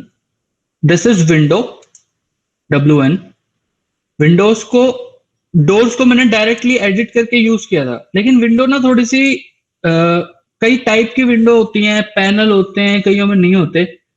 तो मुझे सिर्फ यही अवेलेबल है, बट मैं चाहता हूं इनके अलावा भी मुझे यूज करनी है, और विंडोज होनी चाहिए थोड़ी सी, उसमें टाइप्स मुझे चूज करनी है. तो लोड फैमिली वाला जो ऑप्शन यहाँ पे दिख रहा है इधर, मॉडिफाई प्लेस विंडो वाले ऑप्शन में, लोड फैमिली का, इसमें मैं क्लिक करूंगा. अब मेरा ना वही इंडिया फोल्डर खुलेगा. ये मेरा बेसिकली लाइब्रेरी है पूरी, जो ऑब्जेक्ट्स हैं या फिर जो फैमिलीज हैं मेरी, जितने भी हमारे कंपोनेंट्स हैं उनकी. अब उसमें विंडोज पे मैं जाऊंगा, लास्ट में है. इसके ऊपर जस्ट मैं एक बार क्लिक करूंगा. जब मैं एक बार क्लिक करूंगा तो राइट साइड में इसका प्रीव्यू दिखाई देगा कि ये कौन से तरीके की विंडो है. अब यहाँ पे मैं नीचे इसको स्क्रॉल करूंगा तो मेरे को दिखती रहेंगी ये कि ये कौन कौन से तरीके की विंडोज हैं. सपोज मेरे को ये वाली विंडो यूज करनी है, 45 डिग्री बे विंडो. अब मैं इसके ऊपर एंटर दबाऊंगा तो ये मेरी इंपोर्ट होनी शुरू हो जाएगी. ठीक है, अभी ये करंटली इंपोर्ट हो रही है, और ये इंपोर्ट हो गई है. अब इंपोर्ट होने के बाद ये सिलेक्ट हो गई है. अब मैं इसको, ये वॉल के ऊपर लगती है, जो विंडो होती है ये वॉल के ही ऊपर लगती है. आप इसको ऐसे ओपन स्पेस में कहीं पे भी नहीं लगा सकते. तो आप इसको एक वॉल के ऊपर जाएंगे और आप इसको सपोज यहाँ पे इसको ऐसे क्लिक कर देंगे. ये इसका सेंटर पॉइंट है, क्योंकि आप देख सकते हो ऊपर और नीचे की डायमेंशन सेम है. फिर मैंने देखा कि ये बहुत कम विड्थ है इसकी, तो इसके अंदर भी कई बार ऑप्शन होते हैं. और एडिट टाइप में आप, जैसे आपको मैंने अभी तक सारा बताया है, आप इसकी डायमेंशन चेंज कर सकते हैं, और फिर आपकी ये विंडो 3D में ऐसे दिखेगी. ठीक है, आज के लिए I think it is more than enough. I don't know why you guys are leaving. It wasn't interesting, or what the fact is, I don't know about that. But you have any doubt, please ask me. Sir एक बार browse window वाला sorry आकाश, सुना नहीं मेरे को. Sir वही browse कैसे करते थे ये लोड फैमिली. अच्छा, मतलब लोड कैसे करते हैं किसी चीज को. ओके, ब्राउज, हाँ सही बोल रहे हैं. ये देखो, ये विंडो है, ये विंडो है.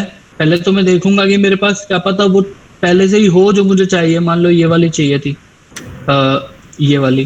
ठीक है, उनके साइजेस, अब ये ना नेम्स है बेसिकली, और नेम्स ना साइजेस से ही होते हैं लिखे हुए. नेम्स जो होते हैं ये साइजेस के साथ ही लिखे होते हैं. तो आप भी जब नेम डालो ना किसी चीज का, जैसे कई लोगों की आदत होती है ये लिखने की, प्लीज डोंट डू दैट. ये सॉफ्टवेयर बड़ा सिस्टमैटिकली चलने वाला है. क्योंकि आपको ये नहीं पता कि कल को वो नेम कहाँ यूज हो जाएगा। इतना इंटर रिलेटेड है ये सारा। तो आप उसका नेम मान लो, अगर आपको नई विंडो बनानी है, पहले तो मैं बनाना बता देता हूँ आकाश की कैसे नई विंडो बनानी है, फिर मैं लोड करना भी बता दूंगा। आपको 2000 mm बाय 2000 mm की बनानी है, तो आपने ये लिख दिया, इसका नया नाम आ गया यहाँ पे। फिर यहाँ पे आप इसकी विड्थ है, इसको ले लो 2000 mm, और फिर इसकी हाइट है, इसको ले लो 2000 mm। ये आ गई अपने आप, ठीक है। ये रफ विड्थ अपने आप आती है। इसमें क्या होता है कि इसके साइड में जितनी भी ट्रिम वगैरह लगे होते हैं ना, ये उनके साथ की विड्थ होती है, ठीक है। तो इसको आप चेंज मत करना, ये अपने आप चलेगी विंडोज में। और यहाँ पे जब आप इसको ओके करोगे तो ये वाली जो विंडो है ये 2 मीटर की है, ठीक है। अब आप बोल रहे हो कि पहली बात तो मैं मान रहा हूं कि आपने मुझको बोला कि नहीं सर मुझे ये विंडो पसंद नहीं आ रही, ये क्लाइंट को पसंद नहीं आएगी, आप थोड़ा सा इसका एंगल कम कर दो, ये 45 डिग्री ठीक नहीं लग रहा। तो आप इसको सेलेक्ट करके एडिट टाइप में जाके डुप्लीकेट करते हो, तो आप एक नई विंडो इसी के जैसी बनाते हो। बट आप जब लोड करोगे ना, यहाँ पे ये देखो लोड, तो ये ब्राउज का ऑप्शन खुल जाएगा। और इसके ब्राउज में लास्ट में विंडोज जो है, विंडोज में जाके आपने फिर यहाँ पे एक को क्लिक कर देना है किसी को भी, और फिर आप ऊपर नीचे राइट में इसका प्रीव्यू देख सकते हैं। राइट में आपको प्रीव्यू दिख जाएगा अच्छे से। और सपोज उस क्लाइंट ने बोला कि नहीं मुझे 30 डिग्री वाला ठीक लग रहा है, 45 डिग्री ज्यादा हो जाएगा बाहर, तो ये 30 डिग्री करके और आपने इसको लोड कर दिया। अब ये टाइम लेगा थोड़ा लोड होने में। उसके बाद आपने इसको ओके क्लिक कर दिया, और आप अभी नोट करोगे कि ये देखो इसका एंगल कम हो गया, ठीक है। तो ये एक तरीके से एक नए टाइप की विंडो उसी जगह पे लग गई, वही विंडो चेंज हो गई, ठीक है। वो विंडो यहां भी चेंज हो गई, वो विंडो 3D में भी चेंज हो गई, वो विंडो एलिवेशन में भी चेंज हो गई, ठीक है। इस विंडो को मैं एलिवेशन से भी चेंज कर सकता हूं, इस विंडो को मैं 3D से भी चेंज कर सकता हूं, इस विंडो को मैं कहीं से भी चेंज कर सकता हूं, और वो कहीं पे भी हर जगह चेंज हो जाएगी। Any doubt Akash and anyone else? No sir, thank you. Okay, anything else? Otherwise, we have to conclude. Okay, Yogita sir, how can we change the width? Actually, I told it. शायद मैंने जल्दी बताया थोड़ा। मैं एक बार दोबारा बता देता हूँ योगिता। सपोज ये वाली विंडो है, इसको मैं कह रहा हूँ यार ये अच्छी नहीं लग रही, थोड़ी चौड़ी करनी है। दोबारा एडिट टाइप खोला। एडिट टाइप में सबसे पहले जब भी खुद कुछ कर रहे हो ना, खुद कुछ काम एडिट कर रहे हो, तो प्लीज उसको डुप्लीकेट जरूर कर लेना। और मान लो ये रंजन विंडो 1 है, ठीक है इसका नाम, और उसके बाद यहाँ पे नीचे इसकी डायमेंशंस है। इस डायमेंशन टैब के अंदर इसकी विड्थ कर दी मैंने 12 फुट, इसकी हाइट कर दी मैंने 5 फुट, इसकी डेप्थ कर दी मैंने, डेप्थ को प्लीज मत छेड़ना, जितनी भी ये बे विंडो है, बे विंडो में डेप्थ मत छेड़ना। अभी ये अंडू नहीं हो रही है, तो इसको मेरे को दोबारा से एडिट करना पड़ेगा। और यहाँ पे इसको डेप्थ को मत छेड़ना, क्योंकि इसकी डेप्थ जो होती है ना वो एंगल के हिसाब से फिक्स होती है। अगर ये आप चेंज करोगे ना थोड़ा बहुत भी, तो फिर ये एरर मारेगा बहुत ज्यादा। तो प्लीज इसको मत करना। सिर्फ मैं इस पर्टिकुलर फैमिली की बात कर रहा हूं, बाकी आप चीजों में आप थोड़े बहुत जितने भी चेंजेस पॉसिबल होंगे वो कर सकते हो। और इसकी विड्थ, जो रफ विड्थ है वो अपने आप आएगी, और जो रफ हाइट है वो अपने आप आएगी। वो आएगी क्यों आएगी? क्योंकि जो आपको मैं बताता हूं, एक मिनट एलिवेशन में दिखा के। पहले तो योगिता अभी जो चेंज हुआ है वो दिख गया आपको कैसे हुआ है? Any doubt how to change the width में? No doubt right, okay. So आपको रफ विड्थ के बारे में बता देता हूं थोड़ा सा। रफ विड्थ होती है, जैसे ये साउथ एलिवेशन है, अब इसके बगल में जो जगह देख रहे हो आप, यहाँ पे इसके जो ये छोटे मोटे कंपोनेंट्स हैं, और नीचे की तरफ भी लेफ्ट राइट में इसके एक्सटेंशंस हैं, बट बेसिकली इसका फ्रेम नहीं है, वो इसके आर्टिकुलेशन है, ठीक है। तो उनकी जो थोड़ी बहुत एक्स्ट्रा स्पेस जो होती है ना, वो कैलकुलेट होने के बाद जो स्पेस आती है रफ विड्थ, वो थोड़ी सी ज्यादा होती है।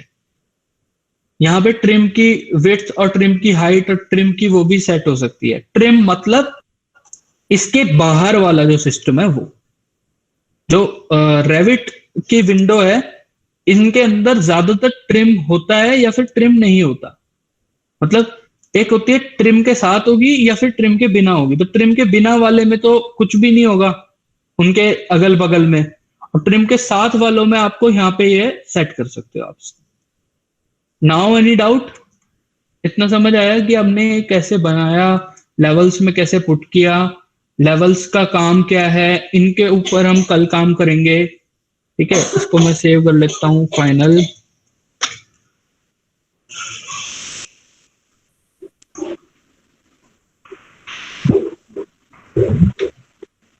You're getting my point? So guys, anyone not having any doubt can leave, otherwise you stay. The class is over. It is 44 now. Thank you so much.